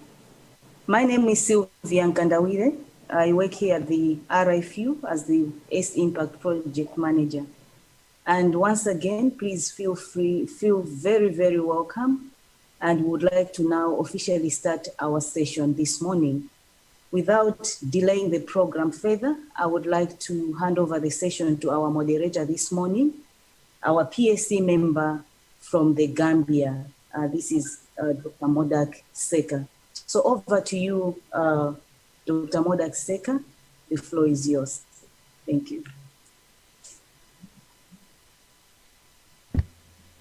Yes, thank you very much, Dr. Kandawire. let me use the occasion to welcome all the participants for this important session. As you know, we've had some meetings with the PSC yesterday and have had from the member countries their respective reports and progress or otherwise. And it is very important that we also hear from the donors who are supporting this program, and our presenters will include, of course, two TTLs from the World Bank, a representative from the Agence France Development, AFD, as well as Dr. Kandawea herself. The objective of this session, as you know, is mainly for us to hear from these people the progress and updates that are made in its impact. As a guideline also for this session, the session is going to take 1 hour 30 minutes, 1 hour for the presentations, 25 minutes for question and answers. And I would suggest we use the chat box because the chat box is available so that we can post our questions, which I would be posting to the panelists as we go. I will also be introducing the panelists myself. First, we have Dr. Kandawea, Sylvia Kandawea, of course. Dr. Kandawea is a program manager for the World Bank, funded African Higher Education Centers of Excellence for Development Impact Project at the Association of African Universities. She holds a PhD in Agricultural Rural Innovations obtained from Makerere University. Dr. Kandawea also has over 15 years of work experience in African higher education covering East, Central, Southern, and Western Africa, virtually all the Africa region. She has previously served as a program manager for training and quality assurance at the regional universities, Forum for Capacity Building in Agriculture, Uru Forum based in Uganda, Kampala.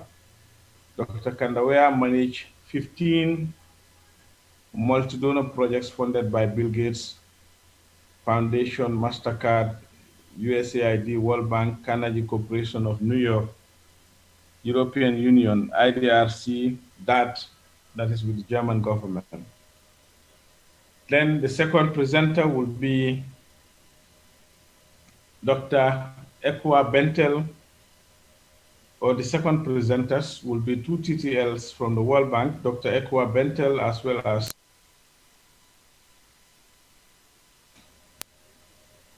Ekwa is an education specialist in the practice of the World Bank with a focus on higher education, digital skills, use of technology in education, and overall STEM agendas in sub-Saharan Africa, and improving the participation of women in these areas. She is part of a core team developing the World Bank's education strategy for West and Central Africa. She has been working at the World Bank since 2015. Bentel is an EdTech fellow and is also the Africa region's lead on the digital skills pillar for the World Bank Digital Economy for Africa, which is certain as D4A initiative. She is a lead on regional projects and initiatives, including the Africa Centers of Excellence for Development Impact Projects, ACE Impact, focusing on postgraduate education and research across various sectors, a new regional higher education project under preparation called RAISE, on strengthening the advanced digital skills workforce in sub-Saharan Africa by reforming computer science and engineering programs, and the skilling of African youths, and the partnership of skills in applied science, engineering, and technology, which is usually shortened as PASET, which has operationalized a regional scholarship and innovation fund, RCIF, for PhD training and a benchmarking initiative for African universities. Prior to joining World Bank, Bentel worked as at Wall Street with Goldman Sachs in New York as a market risk modeler. She holds a PhD and master's degree 2011-2008 in electrical engineering from Princeton University and a 3-2 dual bachelor's degree in 2006 in physics from Brian Mayer College and electrical engineering from the California Institute of Technology, Caltech. Mrs. Himdad Bayusuf, of course, is the second TTL from the bank also. She is a proactive citizen education specialist with 12 years of demonstrated record of performance at the bank. Himdad has extensive operational and analytical skills with strong experience leading project preparation, implementation, support, and supervision of the World Bank basic education, higher education, and skills projects in West Africa, East Asia, and Pacific, and Middle East and Northeast regions, which is the MENA region. Himdad is currently the TTL for the first ACE Impact project and co-TTL for the second ACE Impact project. The scaled-up ACE Impact project that covers 40 universities across 10 countries. She was TTL of the flagship regional Centers of Excellence Higher Education project, which is ACE1, which was a highly successful regional higher education project in West Africa. In addition to managing successfully large complex regional projects, Himdad is currently TTL of Skills Project in Sierra Leone, a skills fund focused on the delivery of demand-led TVET training. Additionally, she was also the team leader of the Revitalizing Education in Sierra Leone project that focused on improving the learning environment and service delivery, and which successfully implemented the first fully digitized annual school census in Africa, ensuring geolocations of all 10,000 schools in the country. The last but not the least would be Dr. Quinten Delpe, higher education specialist from the Agence France Development, AFD. So, ladies and gentlemen, this is the nutshell, the introduction of our highly experienced panelists.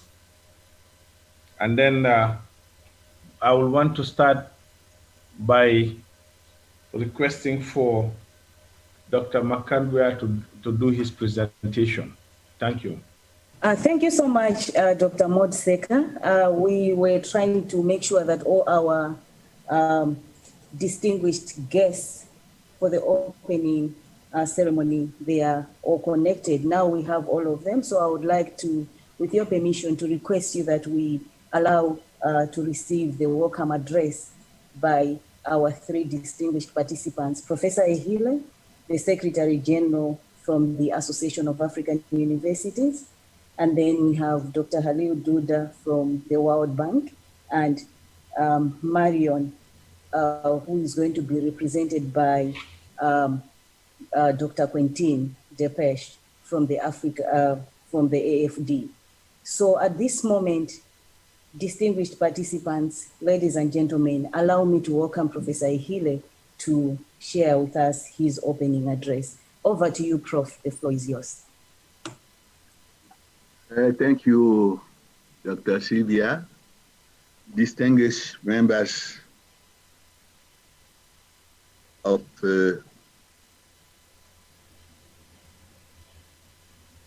steering committee,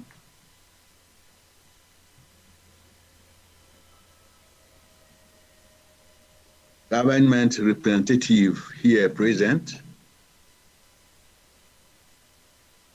the representative of World Bank, the representative of AFD, honorable vice chancellors, ACE Impact Center leaders, team members and students, team members and experts from the World Bank, AFD and AAU, industry partners, colleagues and friends from the higher education stakeholder community, ladies and gentlemen, all protocol observed. Please, can you use now your headset, earset? Mesdames, Messieurs, au nom de l'Association des universités africaines et de ses partenaires, je voudrais emboîter le pas à mes prédécesseurs et vous souhaiter à mon tour, à vous tous, la bienvenue au 5e atelier régional de CA Impact qui débute ce matin. Pour rappel, avant notre rencontre virtuelle de ce jour, les centres ont organisé et participé de manière excellente à des tables rondes nationales, tandis que la réunion du comité de pilotage du projet s'est également tenue hier. Je tiens à remercier tous ceux qui ont contribué à la réussite de ces événements. Depuis notre dernière réunion en octobre 2020, plusieurs réalisations et progrès notables ont été enregistrés au niveau du projet, malgré les effets pervers de la pandémie de COVID-19.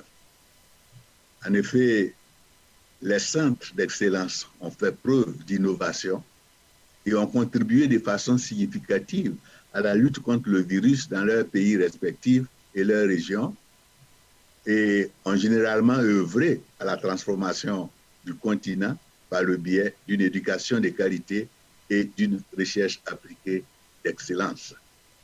Nous apprécions cet effort et reconnaissons en outre le soutien offert au centre par les différents partenaires et gouvernements de 11 pays participants.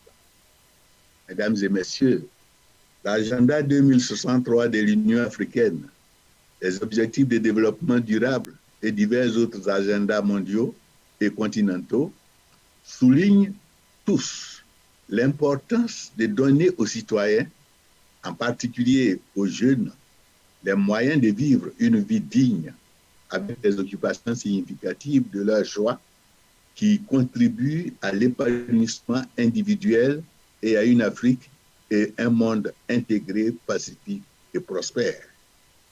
C'est exactement ce que fait le projet CA Impact par le biais de ces centres en offrant une éducation transformative aux étudiants, tant au niveau régional que national.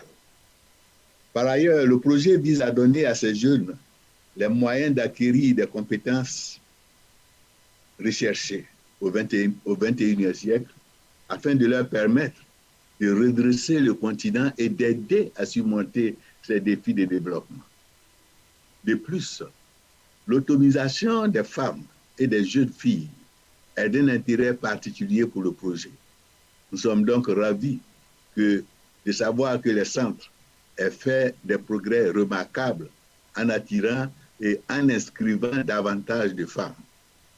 Il s'agit d'un saut qualitatif pour changer le discours selon lequel les femmes ont des niveaux d'éducation et de formation inférieurs, acquièrent moins de compétences scientifiques et technologiques et sont sous-représentées au poste de direction dans les administrations publiques et privées. Mesdames et messieurs, dans quelques instants seront présentées des mises à jour sur les différentes facettes du projet, y compris, entre autres, les décaissements et l'utilisation des fonds, les RLD réalisés à ce jour, le suivi et l'évaluation, les sauvegardes et la passation des marchés. Notre réunion d'aujourd'hui et celle des 3 autres jours à venir de la semaine fourniront en effet des plateformes nécessaires pour nous permettre de discuter des questions pertinentes concernant le projet CA Impact, de nous mettre à jour sur son statut et de partager les idées sur les moyens d'améliorer le mécanisme tous dans le but de nous permettre un résultat encore meilleur lors de notre prochaine réunion. J'encourage donc nous tous à participer activement, à partager nos histoires à succès et les principales leçons apprises au cours de la période afin de nous permettre de tirer le meilleur parti de notre réunion ici à cet atelier. Mesdames et messieurs, pour l'Association des universités africaines, l'amélioration de la qualité de l'enseignement supérieur et de la recherche en Afrique est au cœur de notre mandat et reçoit donc une attention prioritaire dans notre plan stratégique. Et c'est pourquoi je saisis cette occasion pour assurer cette auguste assemblée du fort engagement de l'AUA en tant qu'unité de facilitation régionale pour s'assurer que les objectifs et les buts du projet CA Impact soient atteints avec le soutien de la Banque mondiale, de l'AFD et d'autres parties prenantes clés de l'école pour l'immense travail abattu lors des préparatifs en vue d'assurer le succès de la réunion du comité de pilotage et du 5e atelier régional de CA Impact. Je voudrais enfin, mesdames et messieurs, saisir l'occasion de cette plateforme pour vous inviter tous à participer à quadrinal des dirigeants d'universités africaines organisé en virtuel par l'Association des universités africaines du 5 au 8 juillet 2021, thème l'avenir de l'enseignement supérieur africain.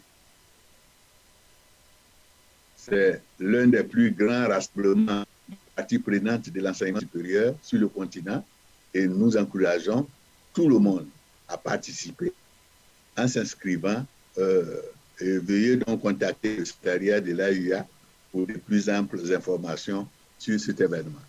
Et sur cette note, mesdames et messieurs, je nous souhaite à tous des délibérations fructueuses et je vous remercie pour votre aimable attention.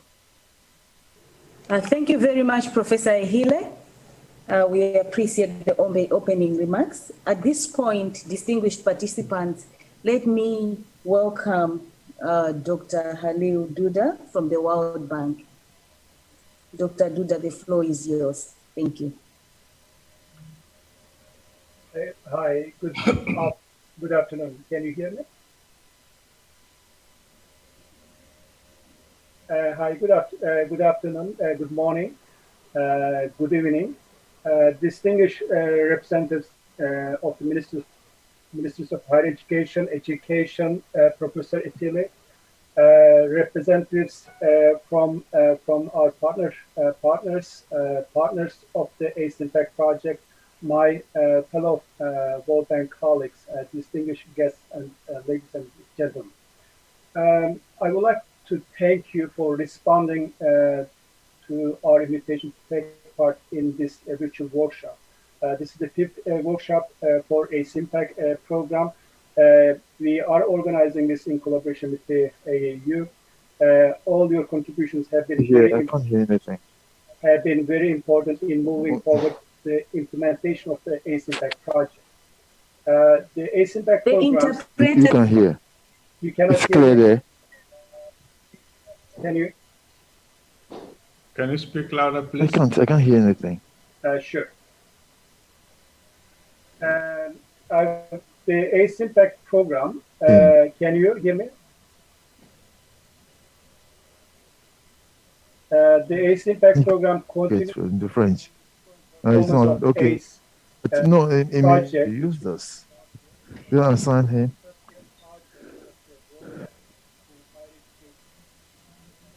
Okay, no, it's not my Impact program, which has 2 projects, as you know, which covers 11 countries, over 30 institutions, more than 50 centers across more than 10 fields or sectors, with more than $300 million funding from the World Bank.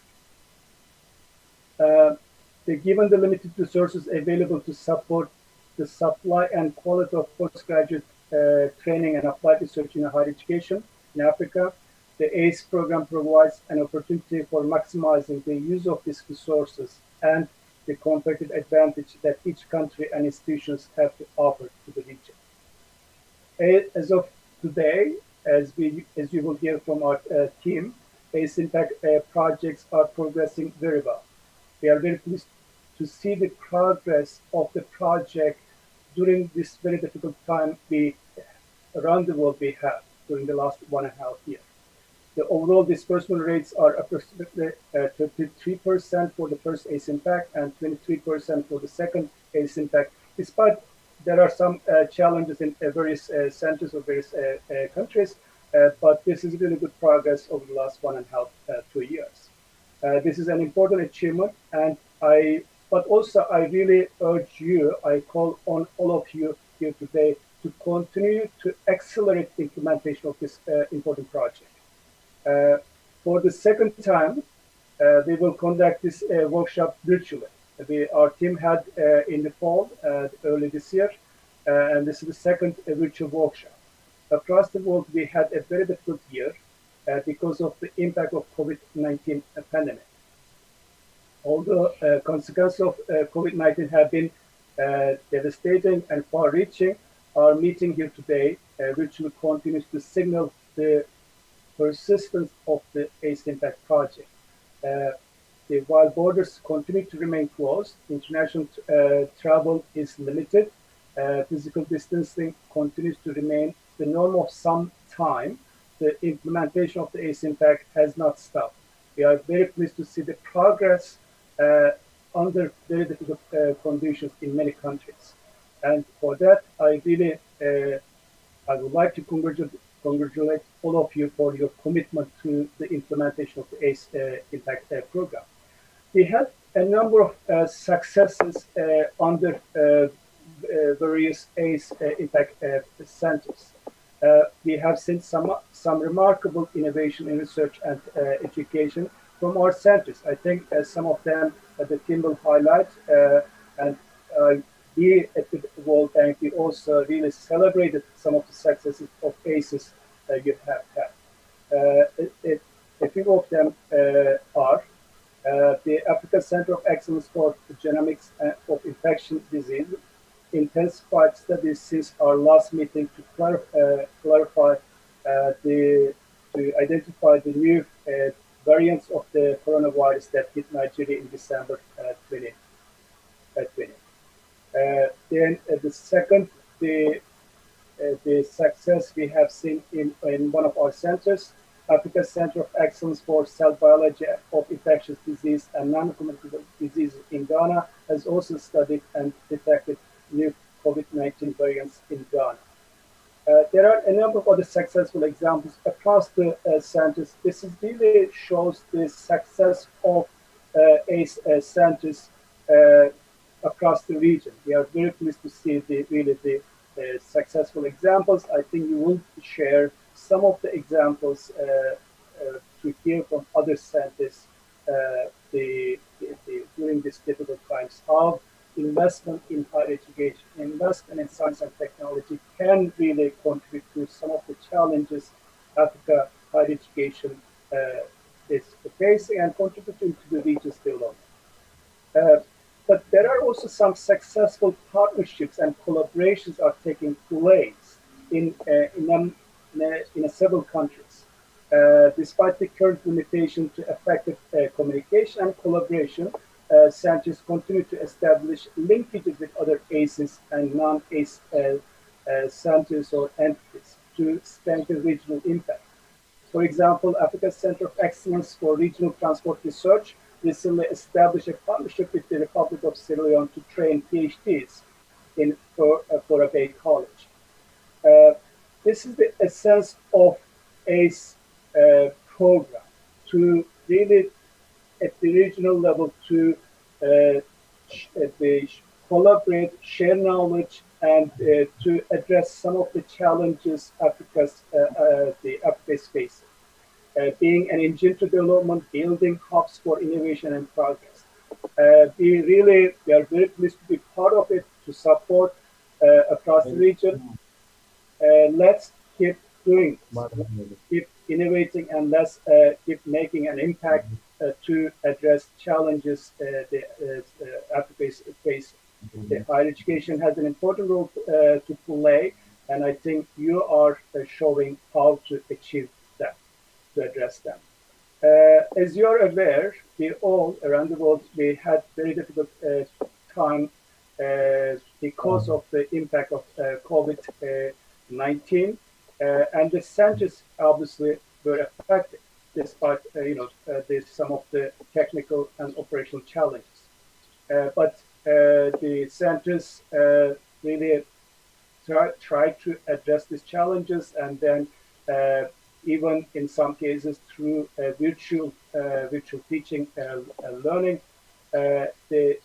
our team has been working with you to also take advantage of some of the innovations in this area. Wow. Our focus over the next few days will be discussing mechanisms to offer operational and technical support to improve the verification of results, among other challenges, and to welcome a community of peer-to-peer learning experience. As the pandemic has taught us, the importance of successful digital learning cannot be overstated. This workshop will highlight the advancement of the ACE Impact Digital Learning support through a partnership between AU and EPFL.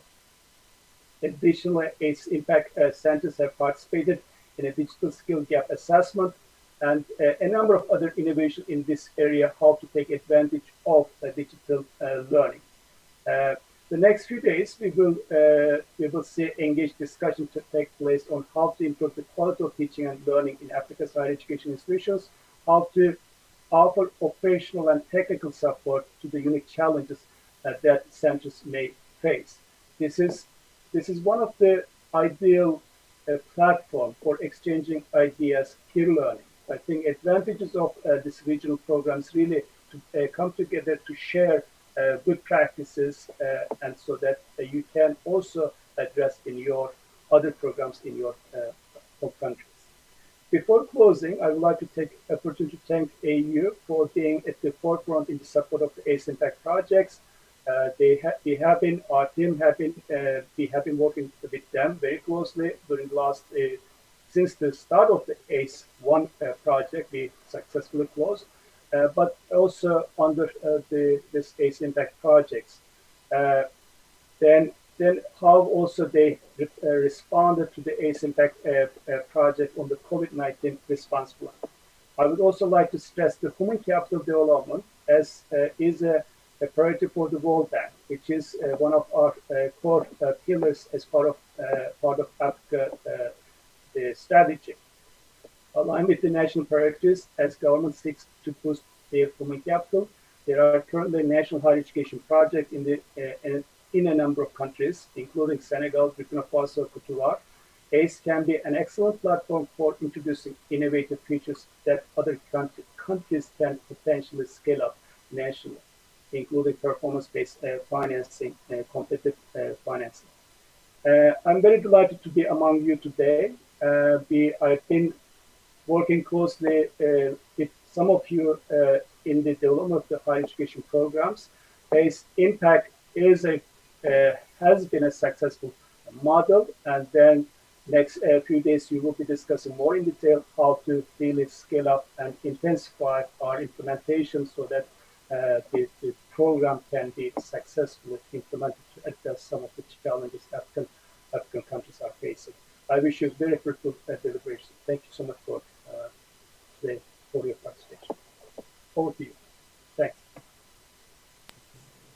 Thank you very much, Dr. Halil Douda, for the comprehensive opening remarks. We really appreciate your presence. At this moment, distinguished participants, allow me to welcome the representative from the AFD. This is Dr. Quentin Depeche. Over to you, Dr. Quentin.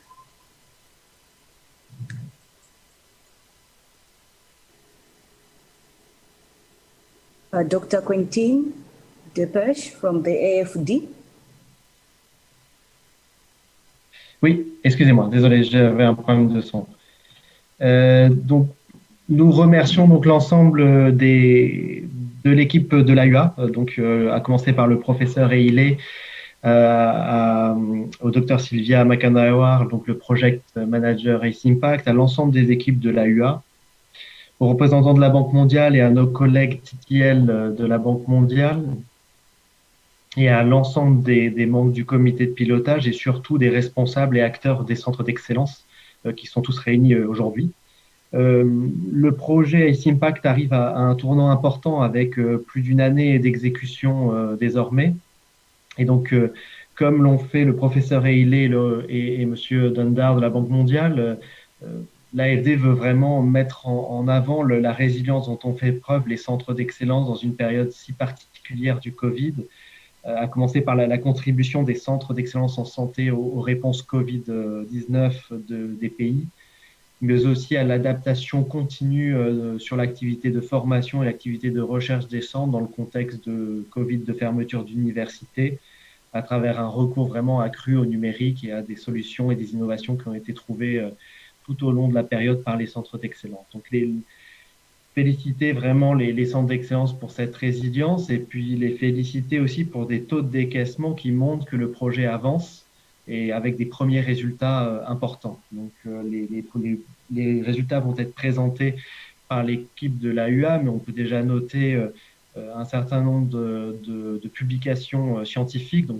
plus de 1800 publications scientifiques dans des revues à comité de lecture sur les thématiques des centres, plus de 10 000 étudiants recrutés, dont un tiers de jeunes étudiantes, 1800 étudiants ayant réalisé des stages dans l'industrie et près de 30 millions de dollars générés en activités de recherche partenariale et en activité avec le secteur productif.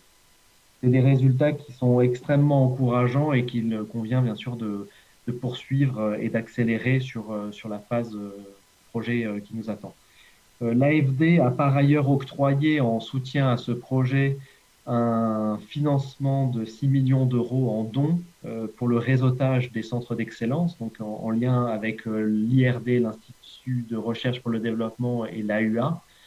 Et un premier versement a été réalisé, donc qui a permis de financer des activités pour accélérer la collaboration entre les centres d'excellence sur 4 thématiques: les minés environnement, la santé et les maladies infectieuses, les sciences du numérique et la gestion durable de l'eau. Donc ces 4 réseaux sont actuellement financés et donc les centres d'excellence bénéficient d'appui et d'opportunités de financement pour collaborer entre les centres. Et on voulait à cette occasion, et vous aurez l'occasion dans cette même journée d'avoir une présentation plus détaillée du projet ACE Partner avec l'AUA et l'IRD, mais néanmoins souligner un certain nombre de résultats, déjà plus de 30 boursiers inter-ACE. But there's been about 30 scholarships that are supported on 42 development projects.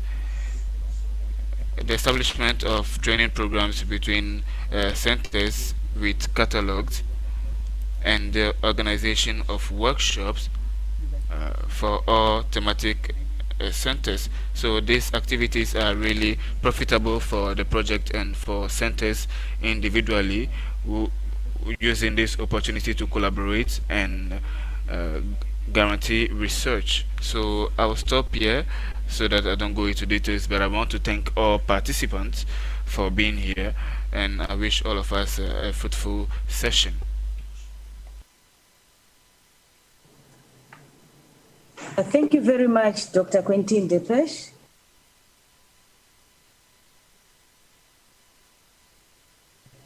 I appreciate all the three presenters for their opening remarks. Now they've officially opened the 5th regional workshop. So at this point, I would like to hand over back to the chairperson for the plenary session 1, Dr. Maud Seka, and the floor is yours, Dr. Maud Seka. Thank you very much, Dr. Kandawaya. I must also admit that the opening remarks are so inspiring that it can trigger us it triggers us to the next session with high hopes. I think we can go straight to the presentations now, starting with Dr. Kandawaya yourself. Thank you. Thank you very much, Dr. Seka. I'm going to share progress for the ACE Impact project on behalf of the RIFU and World Bank. And in terms of the 6 months, we've really managed to implement certain activities, and the progress has been very significant despite some notable challenges. So the presentation covers that outline, and in terms of the progress so far made for the first and second ACE Impact countries, we are presenting the earnings, what they have earned at the moment. So for the first ACE Impact countries, we have 5 countries from the first table. Next slide, slider. The first table represents the first ACE Impact countries, and those are the percentage earnings as of to date. And the second table presents the second ACE Impact countries. There are 6, and also those are their earnings at the moment. Benin is leading within the second ACE Impact earnings. So part of the project, we have component 2.2, where we work with the RSFI, that's the ICIPE, and within this is the PASET program. So we just wanted to give you highlights on this component, but additional details for this session, for this component will come in the subsequent session this week. The ICIPE team will be sharing the comprehensive progress on this.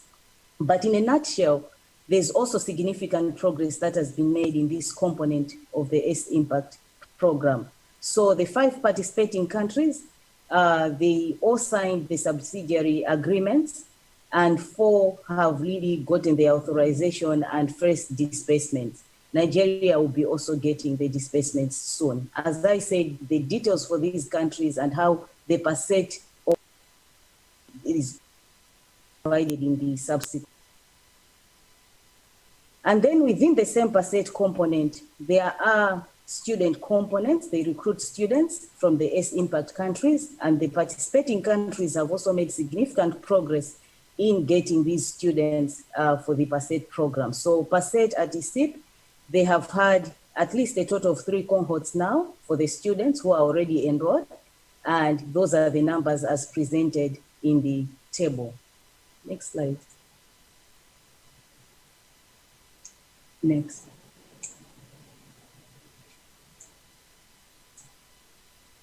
So we've also worked with all the national facilitating units at national level. As per the project arrangement, we have 4 national facilitating units.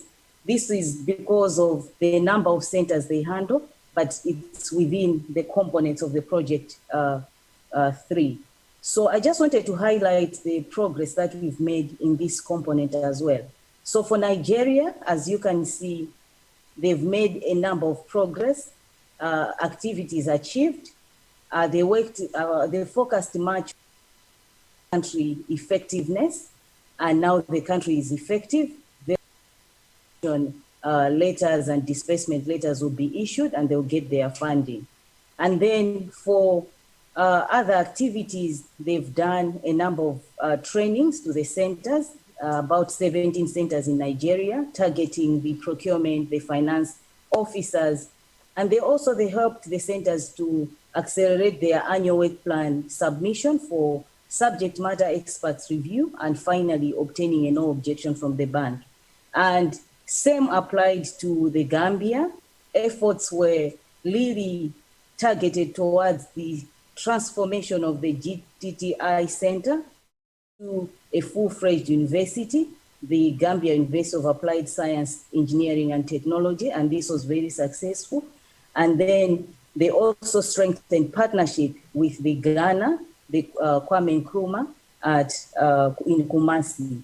and supported the centers in overseeing all the DLIs. And then Burkina Faso also registered significant progress at national level, and they hosted national review committee meetings, checking on the progress, responding to any challenges that were identified.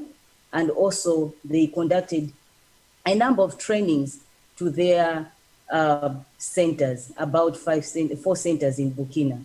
And then GTEC here in Ghana with 9 centers, they also coordinated a lot of activities, including the monitoring visits to the 9 centers that were organized, and trainings in finance, procurement, monitoring, and evaluation to all the officers supporting the centers. So in addition to that, we also coordinated some inter-ACE networking initiatives. So these inter-ACE networking initiatives, they are within thematic areas. Some are funded by the IRD. Those are 4 bullets in a blue circle, and then the other ones are supported by the ACE Impact, potential funded by the ACE Impact, just to promote the inter-networking. So within those inter-networking activities, these networks hosted some symposium, having students, faculty working together in their thematic groups. But as of today, they have hosted about 5 thematic networks in different areas: transport, energy, education, and health. So there's one more being planned for the 2nd week of June, that is agriculture. But what has come out from these inter-networking, we've seen students really creating contacts with other students from other centers outside their countries, and also research areas being identified as areas for their collaboration within the region. And within the same inter-ACE networking initiatives, we sent out a call. We realized some of those were funded by IRD, but also we wanted to give the opportunity to those that were not funded by the IRD, just to make sure that they are also getting some seed funding to support their networking activities. So some seed funding we identified in the last quarter, in the last work plan and budget, and this was allocated, and we sent out a call to the networks that were not funded by the IRD so that they could submit their innovative ideas, and they were reviewed by an independent evaluation team. And out of that call, we received 10 applicants, and from the 10 applicants, these are networks, 8 have been awarded, and the awarded ones are in black. The red ones were not awarded. The reasons being some of the network members, they were already belonging to other networks within the awarded groups. So some considerations were made, and feedback has been given to these networks to address their issues, and they'll be resubmitting their proposals, and within few weeks, they should get their funding to start their networking activities. And I just want to also highlight on verification processes for selected DLIs as part of the progress also registered. Detailed verification results processes will be given in the subsequent session, but we just picked out this one just to provide the detailed processes for these 4 indicators that we are focusing on immediately. So we have DLI 2. This is development impact contribution by the centers. So according to the arrangement of the project, we are supposed to do this twice in the project timeframe, and the first one is due, the first assessment verification. So what we did was to constitute a working group to look at the verification protocol indicators and agree on what should be done for this particular indicator, taking into account what has been provided in the operations manual. So by 30th of June, we are expecting to have an external firm to be in place to carry out this verification for DLI 2. And verification details will be provided immediately after the workshop. And for DLI 4.3 on teaching, learning, and research environment, centers were given templates for formulations to provide their formulations. And we had a number of clinics from Abuja up to the last meeting we had virtually, and most of these formulations have been approved now, and very soon we'll also start providing the verification for these. And finally, on DLR 5.3 on entrepreneurship and innovations, as well as DLI 7, institutional impact, these two, we have specific sessions this week. We'll be detailing the process, and by the end of this workshop, we shall have the process in place, and